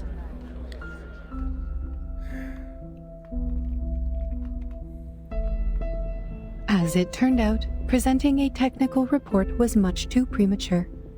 We should have a complete and official report once the immunity gear is produced. Maybe you can change your approach the next time you report to the Foundation. The robot shakes her head, disappointed by the failure of her report and the listener's math level. I simply gave them honest answers. She turns her head and looks thoughtfully out of the window.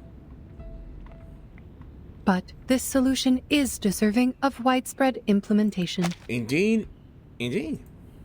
All we need is a piece of rope and tie it end to end, and spend 3 to 5 minutes to make this knot.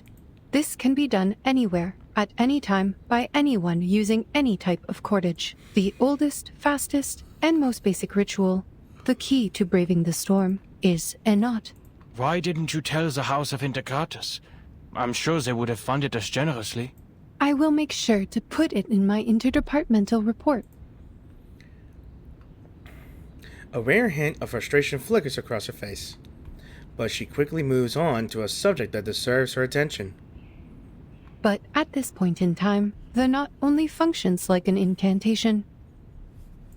It is not suitable for widespread use until the research on the side effects and the converter are complete. In any case, I've completed all the tasks you assigned me. Oh, sorry. My last plea is, please never put Ulrich and I on the same team again.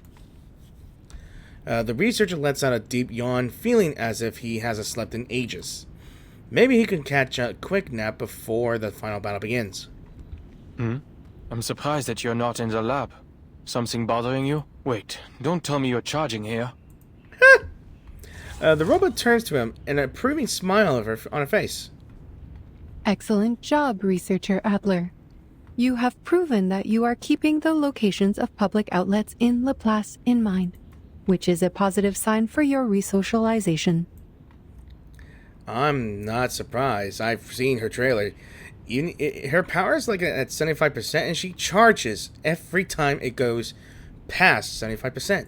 But I am powering up to reach my optimal condition, preparing for what is to come. The Scroll of Apeiron. The final piece of the puzzle. The key to minimizing any negative effects caused by the incantation. Yeah.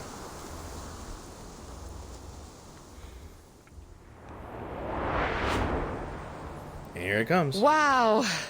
The designers on artificial somnambulism could use some of this inspiration. Look at the clouds, painted with a syndrome of colors and interrupted by a glorious streak of rainbow. It's truly a masterpiece. The red blur streaks forward at lightning speed, but the Oliteius are still hot pursuit. Their skins are becoming increasingly vibrant due to the storm syndrome. Funny. They're flying towards the headquarters out of instinct. Maybe they can sense immunity zones. They can, maybe. These little beasts would make for a good study. Yeah. But I'm not in the mood to take any prisoners. Lilia speeds up again, trying to lose the pursuers that are swarming behind her like a dark vortex. Again, a very awesome shot indeed of the headquarters here and there. In front of her, under the clouds, the gray buildings of the Foundation are now clearly visible. Fuel and ammunition are running out. Her altitude is low enough, she can almost see the hallway outside the committee room. Huh. Maybe I should storm the Vice President's office with them. But other people might get hurt there. Never mind. She makes an abrupt turn, her mind racing with ideas. Dive into the lake? But the splash might wet the scroll. Wait, isn't that? Sprouts from the forest that looks like a signal to land. Miss Lilia, this way. Hey, Druva is third. Ha! Good timing. Her friend's presence has given her a clear sense of direction. Without a second thought, she charges into the new forest with the huge herd in hot pursuit. Just before crashing into the trees, Red 38 changes course and rockets upward in a perfectly straight line. But the creatures behind her have no such finesse. One by one, they slam into the mesh woven by the dense tangle of trees and vines. Enemies intercepted. Ally landed successfully. Miss Travis, the Elitiaus are all ensnared in vines. The druid closes her eyes, savoring the fresh air. The winds of triumph sweep through the woods. An excellent flight, Miss Lilia. We will take it from here. Come, everyone. We shall vanquish our foes with the aid of the woods. Indeed, my tree girl is here. Program activated. The moment of silence. We walk in long nights. Benefit from reading. Do have a little faith in me, Master. Perfectly Loading, understood. charging. Flee, mortal! Multiplying. Airship? No. The moment of silence. We walk in long nights. Feel my dark embrace. And we're good. Breezy indeed. And now, to return to my long-term mission. The Special Operations Squad is ready to go. Dr. Kakanya, are you really going to stay here? Yeah. At this point, she's already depressed. She shakes her head, her fingers tight on Marcus's communicator. For more than 10 hours, she has been waiting for Laplace to respond. Marcus lowers her eyes, burying her face in her scarf to hide her tears. The doctor quickly notices it, and her voice softens and changes to a lighter tone. Don't worry about me, young missy. This won't be goodbye forever. Besides, I have already provided all the help I can, right? I made Isolde show us the ritual and kept her under control, and now you've figured out how the ritual works. To test its results, you will need a couple of volunteers. But Marcus doesn't seem to find comfort in her words. But you heard the report from Laplace. The possibility of surviving the ritual is nearly zero without the converter and the scroll and... Nearly, they said. But not surely. The doctor interjects briskly. Plus, where else can I go? I was born and raised in this city. This is where I came from, where I lived and where I belong. This is my whole world. I despised the maggots under its golden surface and fought for the justice and fairness in our society. But I also cherish every detail of this city, from the intricate carvings on the theater columns to the dirt trodden by dock workers. All of these things made me me. My family, my friends, my people, and my operas and culture are all here. I never once thought about leaving this place. I have never thought about destroying it either. She looks up and sighs sentimentally. Oh boy. Being washed away with it would be a just punishment for all my sins. Yet her eyes are free of darkness and despair. Marcus can clearly see her determination. I wish I could be as brave as you are. You already are. See you, Miss Clara. She gently reaches out to her. Not far away, the Special Operations Squad is ready to go. The helicopter begins to whirl, its last errand of the day. Inside the cabin, Isolde sits between two Razor operatives, her wrists bound in cuffs. Hurry, ladies, before any of us turns into one of those exquisite paintings. Sorry, but the headquarters is too far for the teleportation disc from here. You'll have to bear with us smelly old grunts for a little longer. It is time to part ways. Goodbye, Miss Marcus. Sharing this era with you has been an honor. Their warm hands clasp in a powerful handshake. With a wave of the teary-eyed girl, Kakanya turns around and heads toward the City of Madness. Is your birthday approaching, Doctor? She twirls sharply around at the entranced voice. Isolde reaches out into the air, still in a dream she's unwilling to wake up from. There, the world is unchanged, and each day is filled with bliss. For a prisoner in the Foundation's facility, perhaps dreams will provide the solace she needs. I made this for you. She holds out a brooch, a piece of so exquisite that it too seems to be an intangible figment of a wishful dream. The golden setting nestles the sparkling gem in place, a gift undoubtedly made with great affection. Turquoise and topaz, just like you and your eyes. Please accept my blessings, Doctor. May your life be filled with joy and contentment, and may your courage guide you through all that comes your way. You are worthy of all the beauty and goodness this world has to offer, and I will hold you in my heart and in my prayers forever. Today isn't Kakanya's birthday, nor can she see her reflection in Isolde's lustreless eyes. The Star of Vienna holds up the brooch, yearning at the emptiness before her. If one were to die today, what would she say to her longtime friend? Süße Träume, Frau Dittersdorf. She takes the brooch and pins it to her jacket. The communicator at her waist crackles. A ray of hope shines through the static. Madame Lucy, any progress on the research? And this is where she takes it and tries to test it. Apparently, it's not the last one, apparently. I think it was 29, I believe.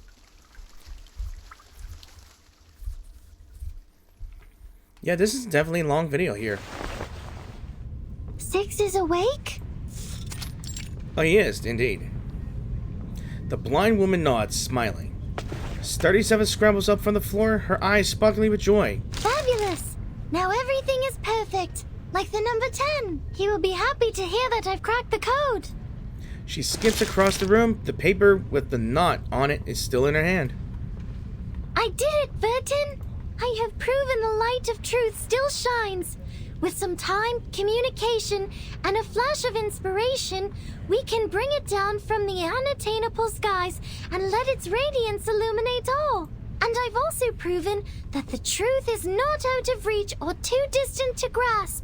So, once Sophia knows about this, she'll come back to us, right? I don't think she will. She's already gone. She opens her eyes wide, eager for the affirmation she yearns to hear. But there's none. I'm sure she'll be happy with what you've accomplished, 37. 37 nods with satisfaction and quickly dives back into her work, further perfecting the solution. The leaps in progress and the news of Six's return have filled the lab with smiles and lively conversations. Yet the most active members of the past are not here for the celebration. Did 210 and 888 go to get 6? I don't know about that, to be honest.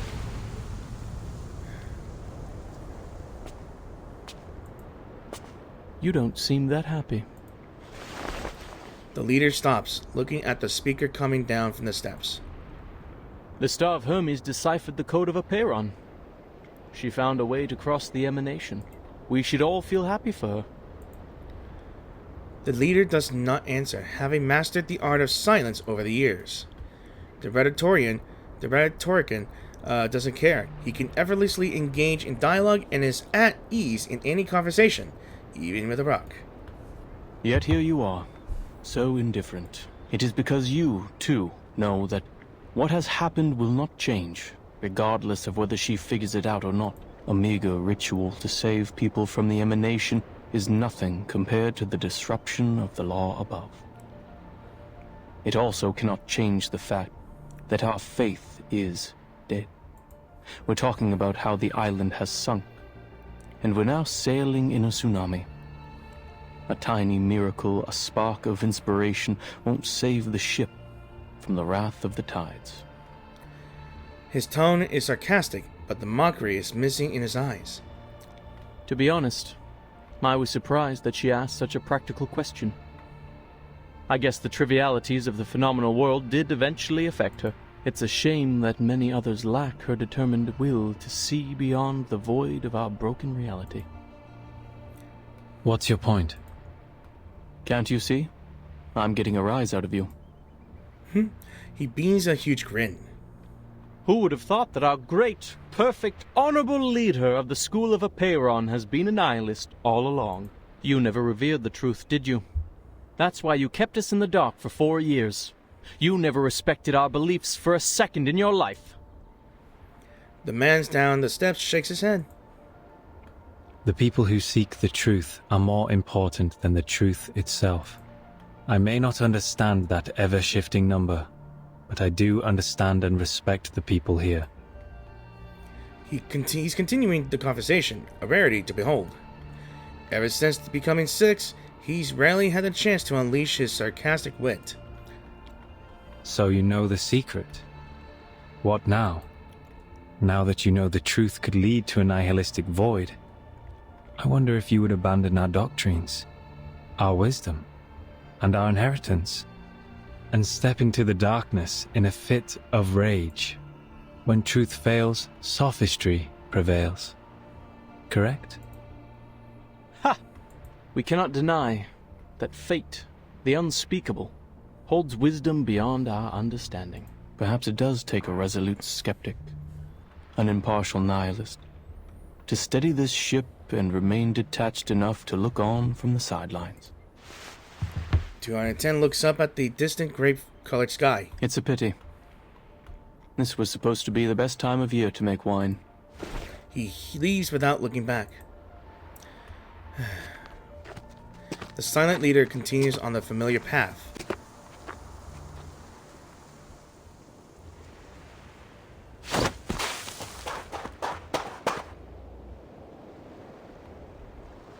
A short distance away, 37 slides gracefully down the sand and runs towards him. 6! You're here! 888 said they're holding a celebration before the arrival of the emanation, in honor of the living and the dead. Will you join us, 6? He knows something, does he? 37. Do you remember the story of Socrates? The one you told me in the cave? The trial is over. Why mention it? You should answer my question first. Her words trail off as her eyes suddenly widen in fear. She's completely fixated on what's in the distance. She knows the feast is underway, and she's recalculated the safe zone for them to hold it in. But now people are laying out food and wine on the ruined beach, among the rubble and wreckage, right next to the remains of the battlefield. Wait, are they holding the ceremony outside the immunity zone? Oh no. I told them to go to the meadow near the top of the mountain where they will be completely safe. I've checked my calculations over and over, leaving no room for error. I think I know what's going on here now. 888 must have made a mistake. I need to warn them. No, they're doing it on purpose. Her tiny arms are held back. Blonde hair droops over 6's eyes. 37 looks back in confusion at the leader's unusual behavior. 37. Either be wise, uninvolved, and look on, or be practical, involved, and suffer. Which one will you end up choosing? Oh no. I think I know what's going on. You mean all we need is a piece of hope? The voice on the phone sounds unsure. Yes. In recognition of your extraordinary contributions, Laplace is honored to present you with the fruits of our labor. This knot is the result of our research. The knot has been validated as a working ritual on both humans and arcanists. With the help of other arcanists, we found methods to avoid side effects and conducted small-scale experiments with success. So are you saying we can... However, since the experiment is still in its early stages, it involves a variety of materials and complicated rituals that are not yet possible for transmission. Nor can we deliver you any experimental equipment, as the storm is about to make landfall. The knot acts as an equivalent to the incantation, but it does not guarantee that we will meet the casting requirements or avoid the likely side effects. And since I've already played the side story, I know what's going to happen, so no spoilers.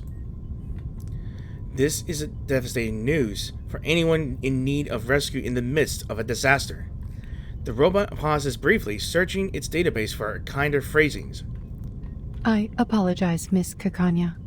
Perhaps the result of our work will not really help your situation. You said the knot works on both humans and arcanists, right?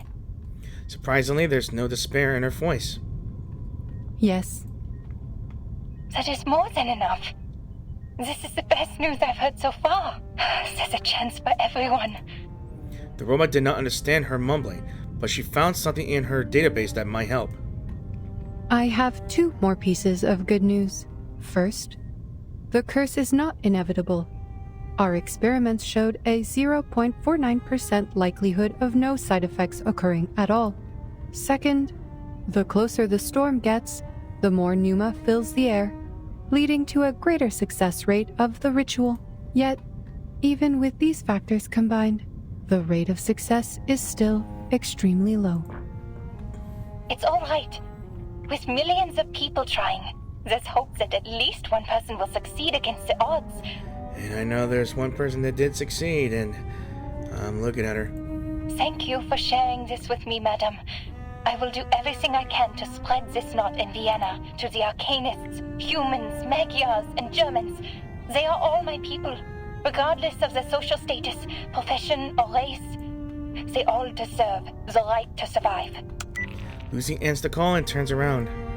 There stands a Foundation employee sent here to inquire about the experiment, with a stern expression after overhearing the conversation.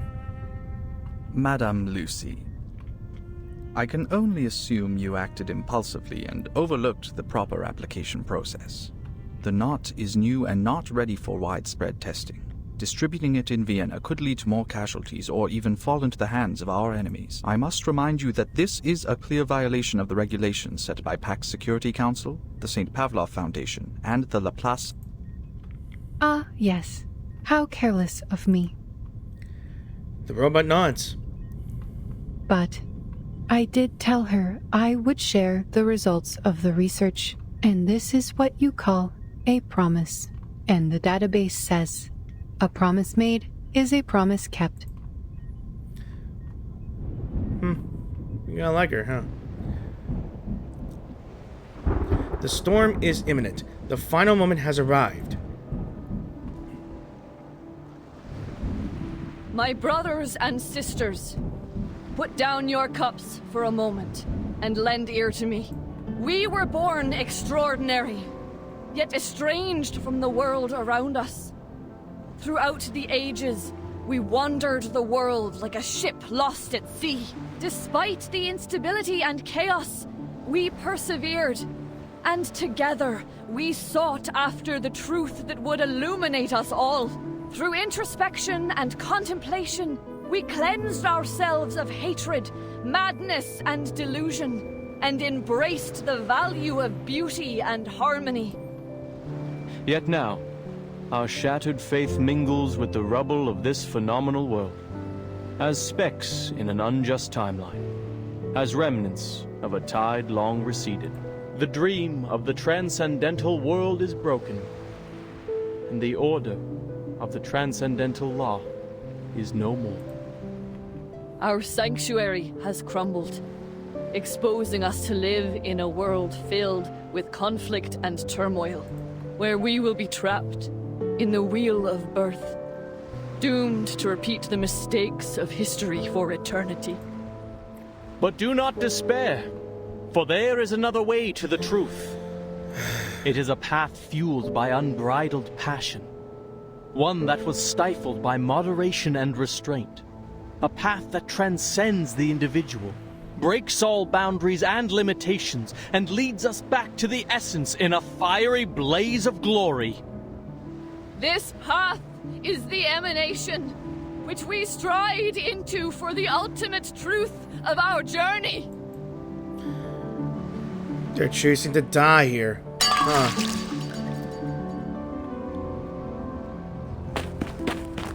Yeah. Doctor? The boy eases his pace and sees Cancania rushing his way. Finally, someone I know! She cradles a thick stack of pamphlets in her arms, a little out of breath. Ilich, gather everyone you can and have them read out these steps in the plaza for all to hear. If possible, go to the telegraph office or use a printing machine to copy flyers. Distribute as many copies as you can. I'll go to Leopoldstadt and find the Gracchus brothers. They know where to find abandoned military hot air balloons. What are you talking about, Doctor? People are too busy trying to escape. I want nothing to do with those crazies. This? A guide for tying knots? Don't you know the world is about to end? So many warnings. Who'd want to read this? The people who want to survive will read it. I can't guarantee anything. It's a gamble for our lives. But people have a right to try before doomsday arrives. Ilich, please trust me one more time. Please. Desperate, the boy recognizes the plea in her voice. Fine, Dr. Clara. If this works, your coffee for the rest of your life is on me.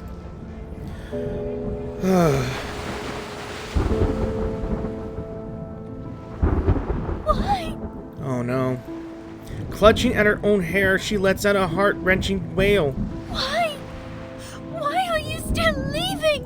I found the truth. I completed the test. I deciphered the code of Apiron. She struggles, trying to break free from the arm holding her back, her eyes fixed on the beach before her. Why aren't you stopping them, Six? Because it's their choice.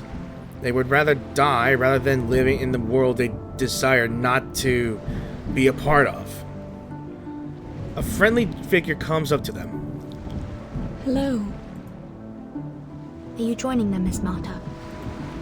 She smiles and shakes her head, turning her face toward the leader, as the connection is trying to connect. I find myself uncertain of which way to go. Would you kindly give me some guidance? The guidance I can offer you is limited, Miss Marta. I think fate knows its own fate better than anyone. Thank you for your advice. I think I understand. Oh no. She steps into the path of no return. No! Even Martha. Her world crumbles.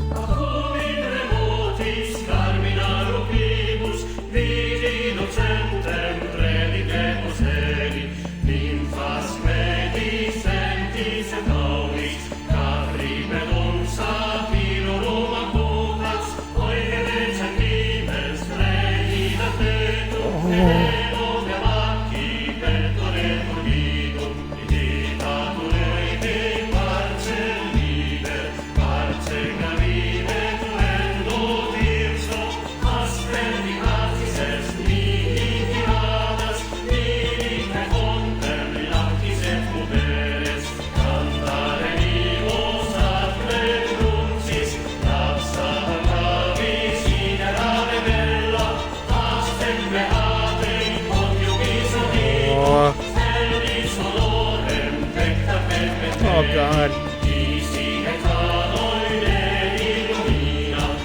And there they go.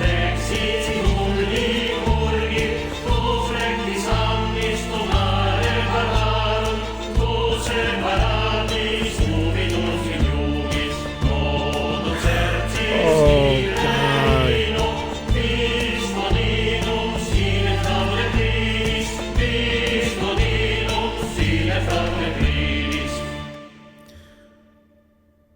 Oh man. Dude. I'm gonna need a minute.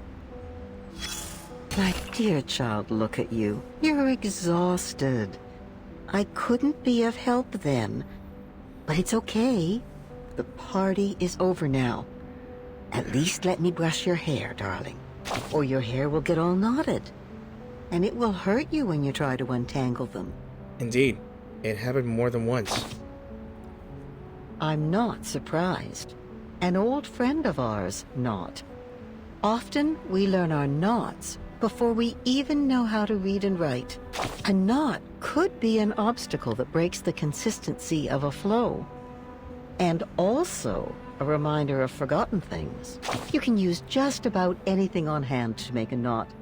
Leaves of grass, the fur of an animal, even fallen hair. But the sturdiest knots are tied with rope. Knots are often found in many stories. Signify promises, counting and measuring, an instrument of salvation, and one of execution. What else can these knots really do? Oh, I could go on all day. The influence and power of knots can't be overstated. It is said that it was in the cutting of the Gordian knot that Alexander became the Great. Just touching the meters-long rope provides blessings to the faithful in Bellum. And tiny knots on strings can carry the history of an entire people. The ancient Inca called it quipu. The intricate variations of hundreds of fabrics, colors, and lengths of strings were used to record their stories through the ages. And to think, Shakespeare only had 26 letters to create his masterpieces. Isn't there something a bit more practical? Just look around you. Don't sailors use knots to mark depths in men's sails? Or coachmen tying knots to rein their horses? And any respectable lady or gentleman knows the knots they must tie about their necks to stay in fashion. Or consider the knot-like helix structure of DNA and the changes in states of matter. Invisible to the naked eye, these knots carry some hint at a universal law, that there might be a string, like the quipu, an endless rope that records in its knots everything in the world, one that can't be seen, yet there it is everywhere, all at once. Maybe you can tie this knot yourself. Use your hair, then form a loop, pass the end through it, and tighten it up. There you go. I hope you keep this knot as a record of the words we shared here.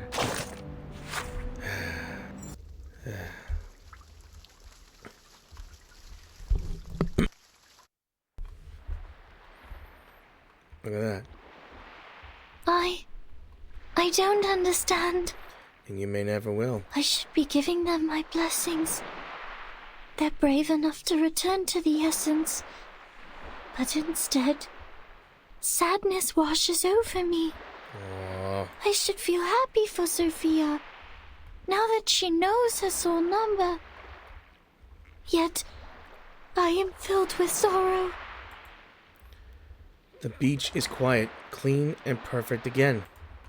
The storm has washed away everything that's happened. The war, the crowds, and the clinking cups, all gone. It's restored to the likeness of a better time, with no remnants left behind. The last echoes of an era have faded into the distance. Why? Why did you all leave? Is it because I wasn't fast enough? Is it because I didn't do well enough? No. Her petite frame sways in the breeze until finally she crumples to the sand.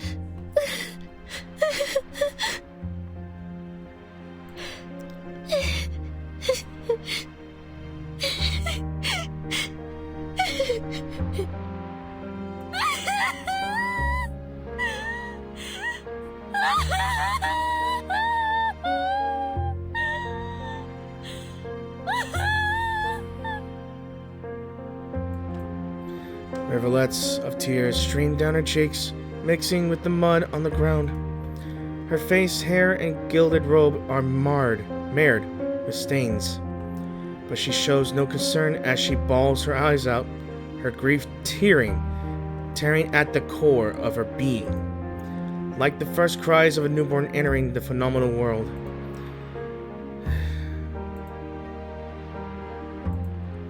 Thus, the leader knows the question is answered. Rather than looking on, she has chosen to be practical, involved, and suffer. And now the moment of parting has come. Go, 37. Leave the island to the world outside. No response. Ms. Verton, you're clearing a path out of the mires of the phenomenal world. I sincerely hope you will steer it away from the horrors of war. It's our duty to do so. Six nods approvingly. The importance of the scroll needs no further proclamation. Also, the person you were looking for, I am not familiar with a biographer named Erd. Erd? However, in my recollections from the previous six, there was a lady with a soul number just as unique as yours. Are you saying? Sadly, these vague scraps of information were all that I inherited. I hope they will be useful to you. He turns around, without another look at the empty beach. He starts walking back. Some believers trail after him without hesitation. Seeing this, the girl wipes off her tears and scrambles to her feet. No! Wait! Six, where are you going? Everyone is gone. Sophia, 210, 888, and now you too? I'm returning to the cave 37. There are still people who refuse to be caught in the cycle of hatred or give in to unrestrained passion. The entrance to the sacred place may be destroyed, but the people's faith is yet to be extinguished. We will persist in studying the scrolls, copying the scriptures, and restoring our halls. We will worship the Ancient One in penance and work to rekindle the flame of our broken beliefs. The island is a manifestation of our choices, a haven removed from the phenomenal world, a place of order and harmony. And it is our determination that will sustain its tranquil existence. I will go with you. No. No. Your choice has already been made, 37. You should not go back. The sorrows and doubts you have can only be alleviated by experiencing the outside world. 37's face turns completely pale. 6 shakes his head, looking toward the setting sun. Thousands of years ago, the first faithful ones fled from the Roman Empire and journeyed to this island, where they founded the School of Epeiron. Parting ways. The price. 500 years ago, refugees from Arabia found shelter here. They filled the cavern's shelves with copies of their writings and texts. Half a century ago, scholars who had their research exploited for warfare came and expanded our knowledge on modern mathematics. There were many 37s and 6s among them. Yet, are we any different from them in essence? Even if we are no longer here, the numbers 37 and 6 will still exist. Even if the island sank, these numbers would reappear elsewhere. The integer sequence is infinite, 37. Rather than clinging to a set of specific numbers, you should go and work out your own calculations and conclusions. So now you're choosing to be wise and look on, but I don't understand. How could one be wise by being uninvolved and looking on from the sidelines? 6 lets out a sound, almost a chuckle. You overestimate wisdom, Miss Verton. It can't do everything. Wisdom can free people from ignorance, but it can also lead them to a nihilistic void. Yet, someone will always seek this wisdom, even if nihilistic, to briefly rise above their worldly troubles and find some relief. And someone will have to stay here and provide a neutral haven for the drifters of the phenomenal world, and give the lost souls a harbor to return to. He turns again, ignoring the calling behind him this time. Wait! 6! Wait! She rubs her face with her palms and pulls up her road, running down the beach. She stumbles over a pebble and falls, but she pushes through the pain and rises to her feet, still running as fast as she can. Wait, 6! Atticus! The man stops. He had not expected to hear that name. Numbers are the essence of one's soul, and names are but echoes of the phenomenal world. He was born into his number, long before he was given the name Atticus. 37 never once called him by that name, for she had always valued the essence above all else. Now here she stands, hair tangled with mud, knees bleeding, all battered and bruised, yet her gaze remains resolute. Will you leave a door open for me in your cave, like when we were kids? God, look at her now. I know the transcendental law is in disorder, but that doesn't mean the truth is gone. I will carve a new path through the chaos, calculate better solutions than ever before, and delve into the phenomenal world to discover all it has to offer. By then, if I run into problems that I can't solve, can we talk about them together? Like we used to? 3 maxims were carved on the pillars of the Temple of Apollo. Know thyself, nothing in excess, and give a pledge, and trouble is at hand. What can he say? Alleviating doubts is a leader's duty.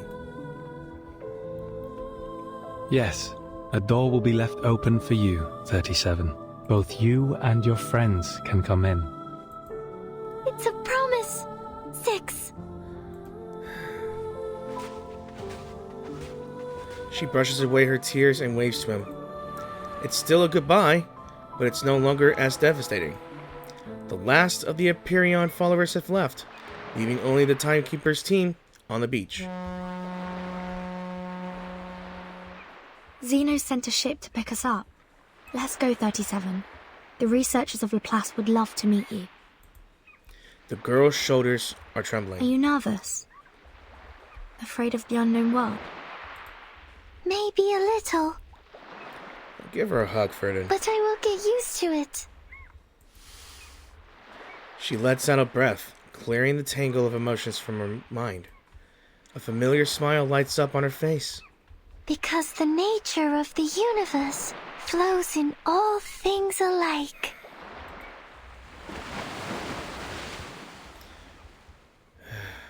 Alright, so on to the last, I believe, the umbrella and the knot.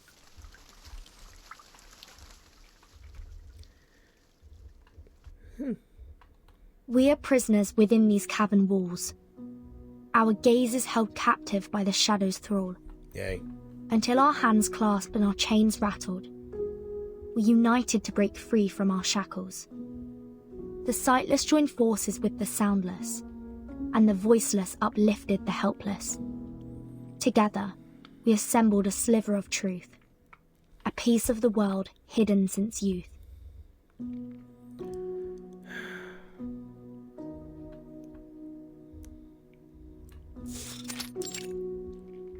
Back home. I'm Esper Jr. Have you got something for me, Mesmer? Mesper Jr. looks worn and tired, but her demeanor is still somewhat friendly. Dark circles are clearly visible under Mesper Jr.'s eyes, just like every Laplace member encountered today. Yes. They asked me to give this to you. The culmination of our research, the crystallization of man in all its wisdom, the protective gear against the storm. I knew it's an umbrella. It is an umbrella. An umbrella. Yep. Something you personally don't really need. I think Ferdin had a normal umbrella. But this... Sorry.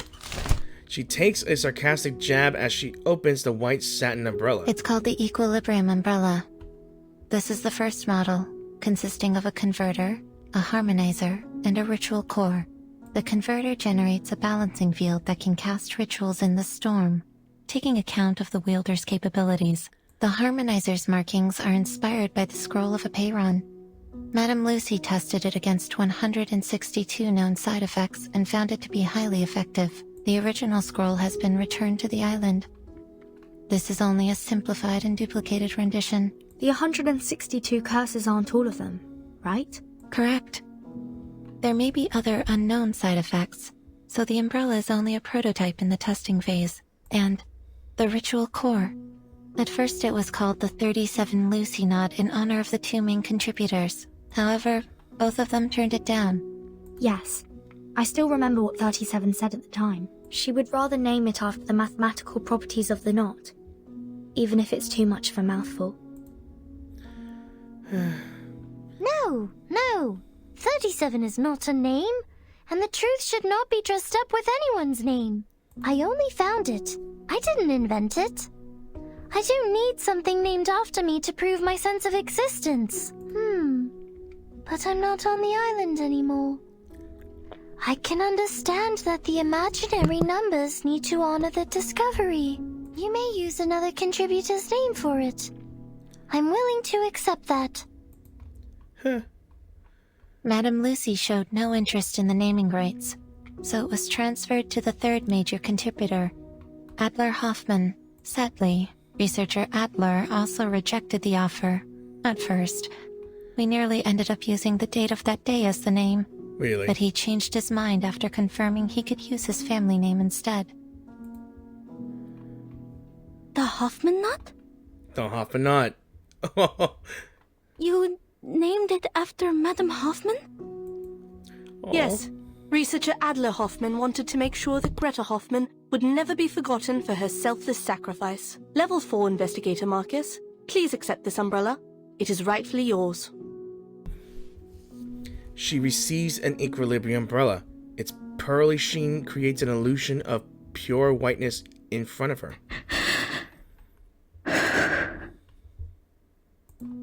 Given the incredible contributions you have made, you're welcome to apply for a well-deserved and extended vacation. No. I will request for permission to go out. I think you need permission to go to therapy, but you do you. My era has gone. But with this umbrella in hand, I will venture into the new world and marvel at what's to come. Marcus looks up at the sky. Will the sucker tort taste the same? With the umbrella in her arms, she bows to the Foundation staff member. Then she turns and walks toward the light. And I'm blinded by it. And lastly, the asymmetrical nuclide R in the handle of the umbrella is supposed to protect against the storm syndrome. But this still needs to be confirmed through testing. It's okay. This is the one thing we need the most. If you have no further questions about its usage, I'm heading back to the rehab center. The afflicted researchers there are in dire need of my magnet therapy. Don't you think 1 is not enough for my needs? I think 5. No, 15 might be more helpful. An unexpected question, Mesper Jr. stops with a surprised look on her face.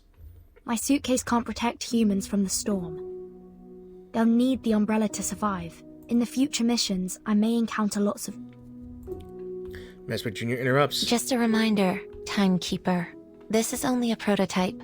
The application forms for the umbrella are available in the Foundation lobby. Feel free to apply for as many as you need. She turns and leaves, not staying for another second. Thank you, Mesmer. The amount of sunlight is just right. The umbrella pops open, rotating with a touch of grace. Against the white fabric, the golden knot gleams with brilliance. 37 was right. It is a beautiful shape indeed.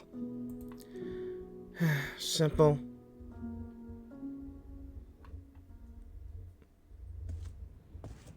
What's more, the Foundation Square has been restored to its former glory.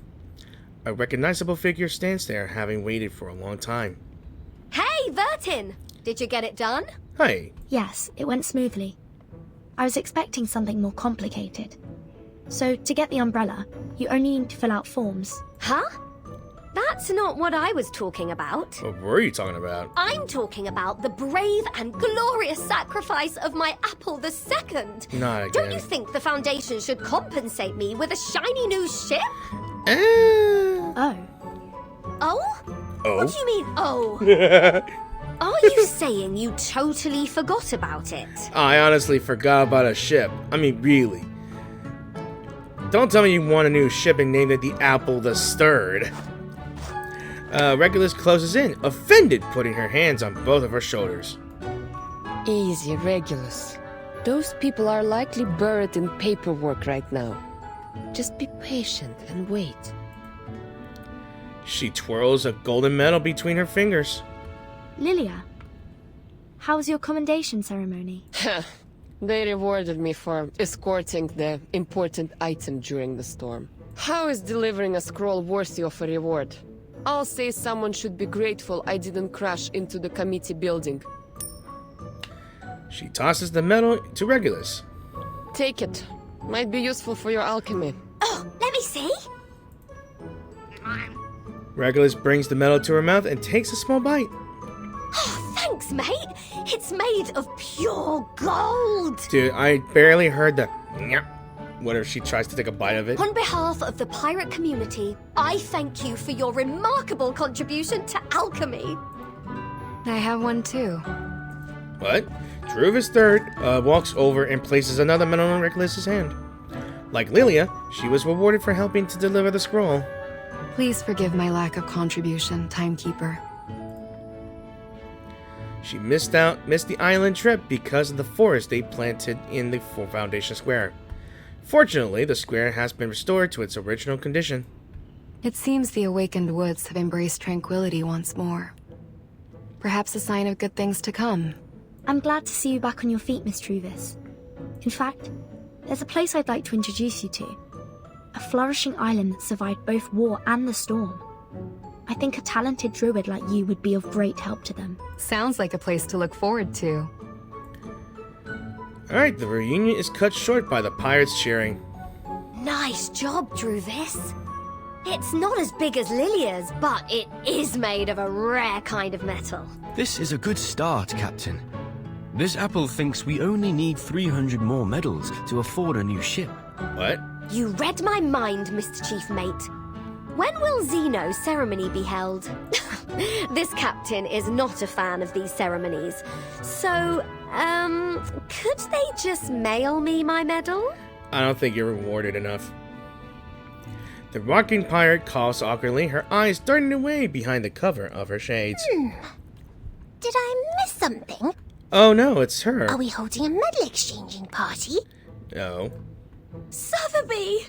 Oh, best friends! Regulus rejoices at the sight of the little lady, tears welling up in her eyes. The sheet stretches out a hand, and Sotheby immediately gets the message. But I don't have a medal. All I have is this big round golden... Golden what?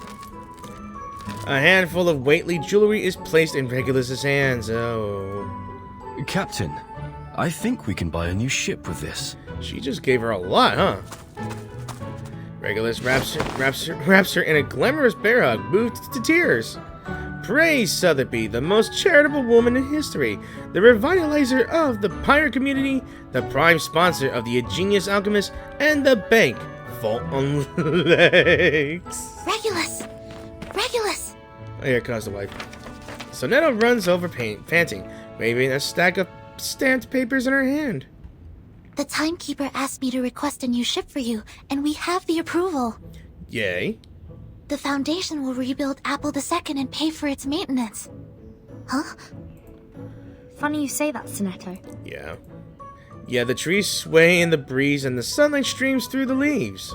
It is a fine weather to set sail again. Now we have 2 new ships. 2 ships.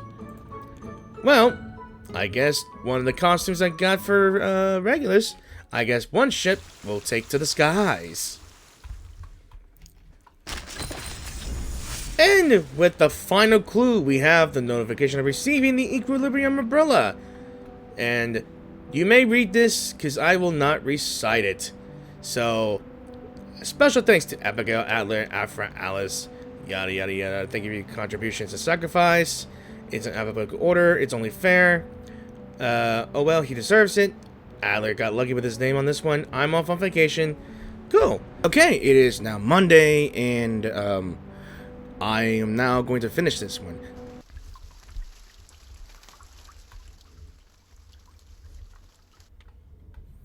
This has been a long video. The youth are sailing for a new world, while the old are saying goodbye to the world they knew.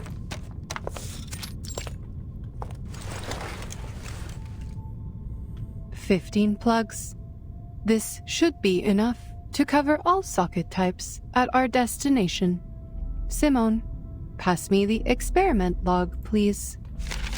She brushes the dust off the desk and takes a final inventory of the lab's equipment. She leaves the lights off, not needing them any longer. An urgent knock sounds from the door. Come. Before she finishes her protocol for human social customs, the door barges open. Madame Lucy, is it true? Are you leaving Laplace? Wait, what? Yes. The inquiry is over. This is the decision of all parties involved. You have got to be kidding! Yeah. Enigma pounds the table, sending the dust from the experiments into the air. After all the incredible contributions you've made, they're suspending you? This is absolutely ridiculous!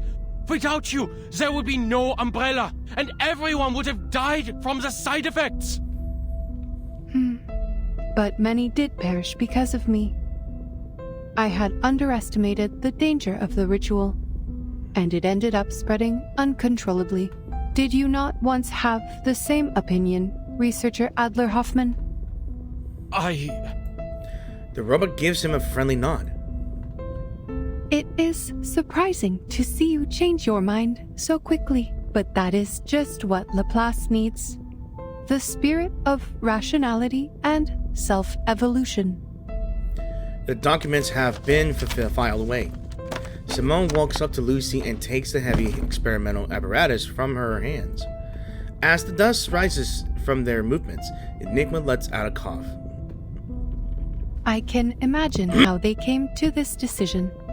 They must have considered the backgrounds of all the employees, including their social status and race. After 8 years, we finally created an umbrella to withstand the storm. However, our methods for achieving such progress and breakthroughs were too much for some to handle. People needed an outlet for their frustrations. So someone had to be held responsible for the accidents and casualties. Numerous complaints have been filed against me, accusing me of being a cold, heartless opponent of humanity. Within the Foundation, Zeno, and even here, some are starting to question the idea of having an awakened piston as a leader of Laplace. They argued about my arcane abilities, unsure if I had them under control or if they were becoming unstable and affecting my ability to make rational decisions. The robot realizes an overlooked detail. I did give the nod to Miss Kikanya in violation of the confidentiality agreement, but ultimately, it helped people survive, and that is all that matters. But Enigma does not pick up on this realization. He's already enraged, fist clenched in a ball. So they're questioning your standing because you're an awakened? An arcanist? They're doubting the rationality of a machine that values technology and progress above all else? Could anything be more absurd? Even I, a human, was on the verge of giving up. It was you who convinced me to save our species. My question is, why are you so upset? This does not affect you. In fact, you may be promoted. Laplace is setting up a new department, and you and Ulrich should have been invited to head it. Weil das verdammt ungerecht ist! Diese Leute kennen dich nicht. Sie haben nicht mit dir gearbeitet oder dir zugehört. Und doch ernten sie freudig die Früchte deiner Arbeit, während sie dir keinen Respekt erweisen. Der einzige Grund, warum du suspendiert wirst, ist, weil du, ein Erwachter, nicht wirklich sterben kannst. Oder sie würden dir jetzt eine Ehrenmedaille auf deinem Grabstein verleihen. Maybe you should take up that offer. At least you will get a promotion as a just reward. Enigma opens his mouth, but no sound comes out. He wants to tell her what she's wrong about and wanting the promotion, but he's too flustered and angry to speak. The robotic eye slit pulses, and she continues in her unemotional tone.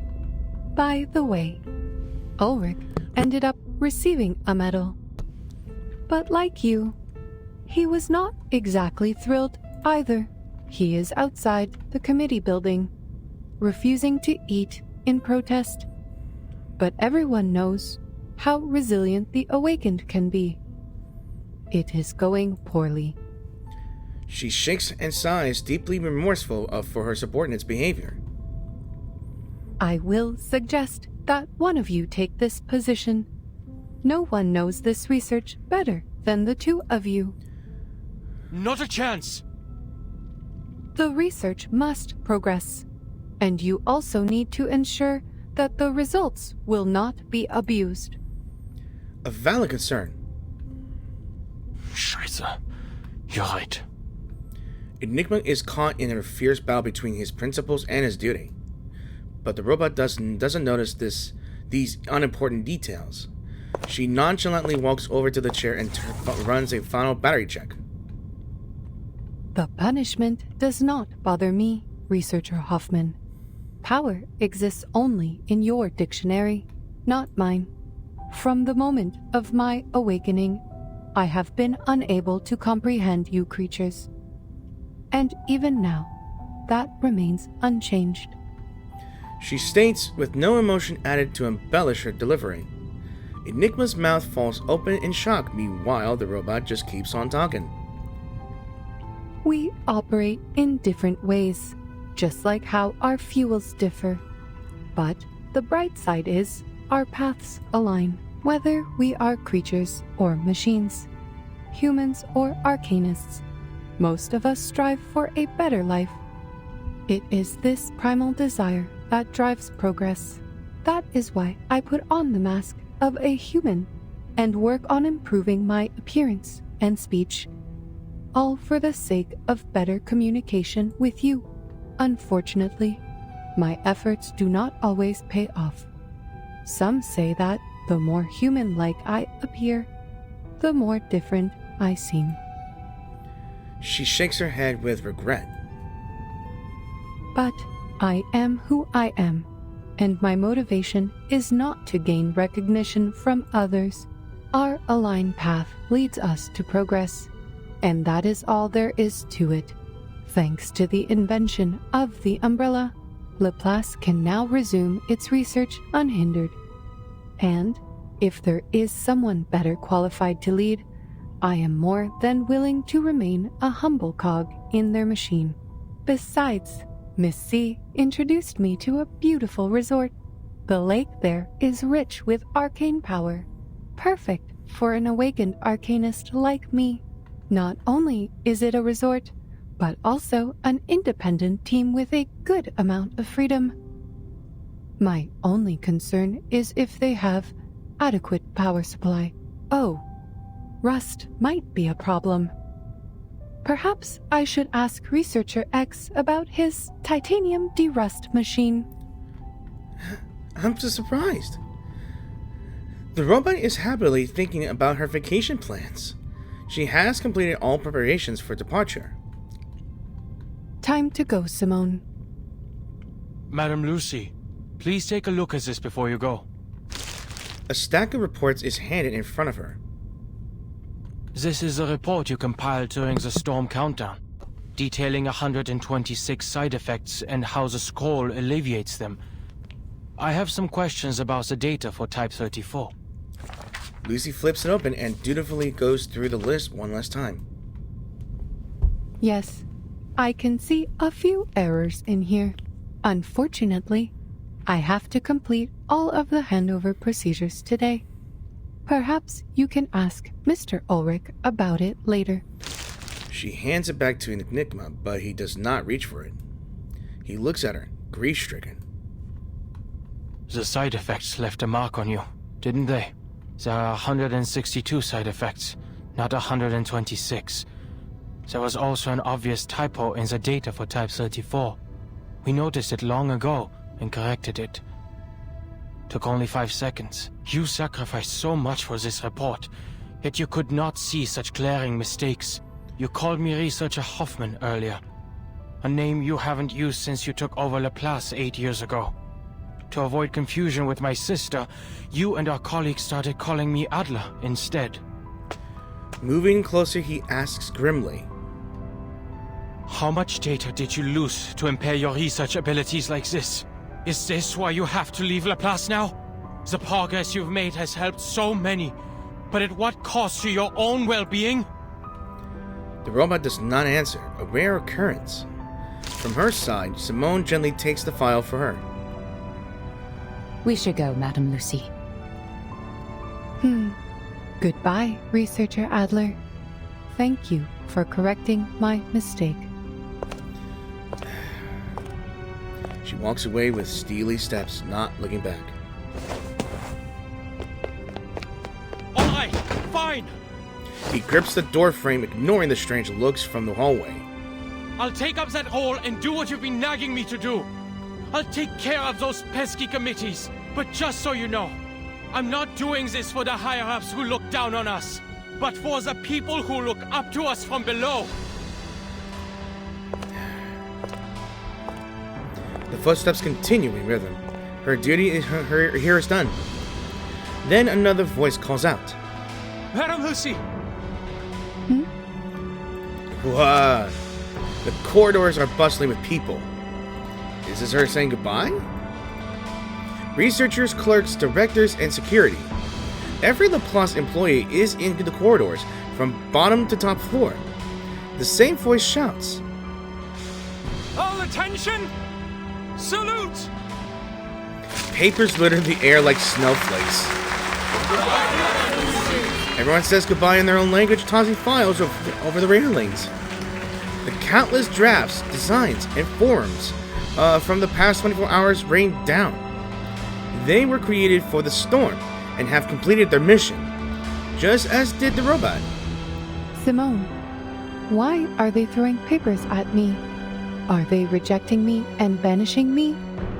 On the contrary, madam, they are showing their reverence. Oh, I see. The robot is without a face and a motion module today, so she turns away from the crowd. The sunlight dances on her metallic surface, enveloping her in a golden aura. Let us go, Simone. I miss the Laplace Chargers already.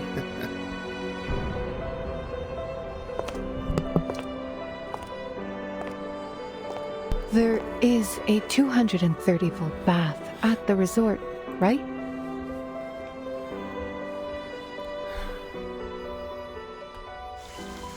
The end. Yeah. So, with that, I guess that's the end of it. Yeah. And I think that's Tidor speaking, I think. Maybe. I don't know. Well, I guess that is it for Chapter 7. And of course, with that, we are already on Chapter 8 as well as the inter-chapter. And unfortunately for me, this is where I'm going to have to end the video. This has been the very long video I have done here. And it's almost a 3-hour video, and I really don't want to go there, to be honest. So I want to say thank you all for watching this video, and I really hope you enjoyed this video. If you did enjoy this video, please give this video a like, a dislike. Any comments would be helpful. And if you're new to the channel, please click the subscribe button to support my channel, as always. If you like my content, my narrations, and my videos in general. And if you want me to continue on, like the video, because I will be continuing on with either to the New World or here. Can I go here? Yeah, I can't go here, and this is just only a special here. So I think this is just stories about, I guess, Apple, Regulus, Lilia, and Snetto, as well as Ferdinand here. To a New World, I believe. So, again, I really enjoyed this chapter, and I didn't think about separating it. I just wanted to just keep on going. You know, it's so good. That was the longest battle of my life with Arcana here, because I didn't know you would have to yeah, it was a tough fight. And with anything else, we have seen in this chapter hope, despair, progress, and what we lost. From the people's faith crumpled to, I guess, finding hope within, I guess, in the ring. And solutions are founded, and prices are paid to find this solution. Yeah. That was intense. It's regrettable that, I guess, the Banshee kind of died and chose to die with the storm, I guess. But I guess they don't want to live in the New World now. Or at least keep on, I guess, existing. I guess, I'm not sure. Not sure why would they choose that way. And yeah, that's all I got. I guess I'll talk about this in the new video as well as a review. So, again, thanks for watching, and I hope you enjoyed the video, and I will see you guys in the new chapter. Peace out, and have an awesome week.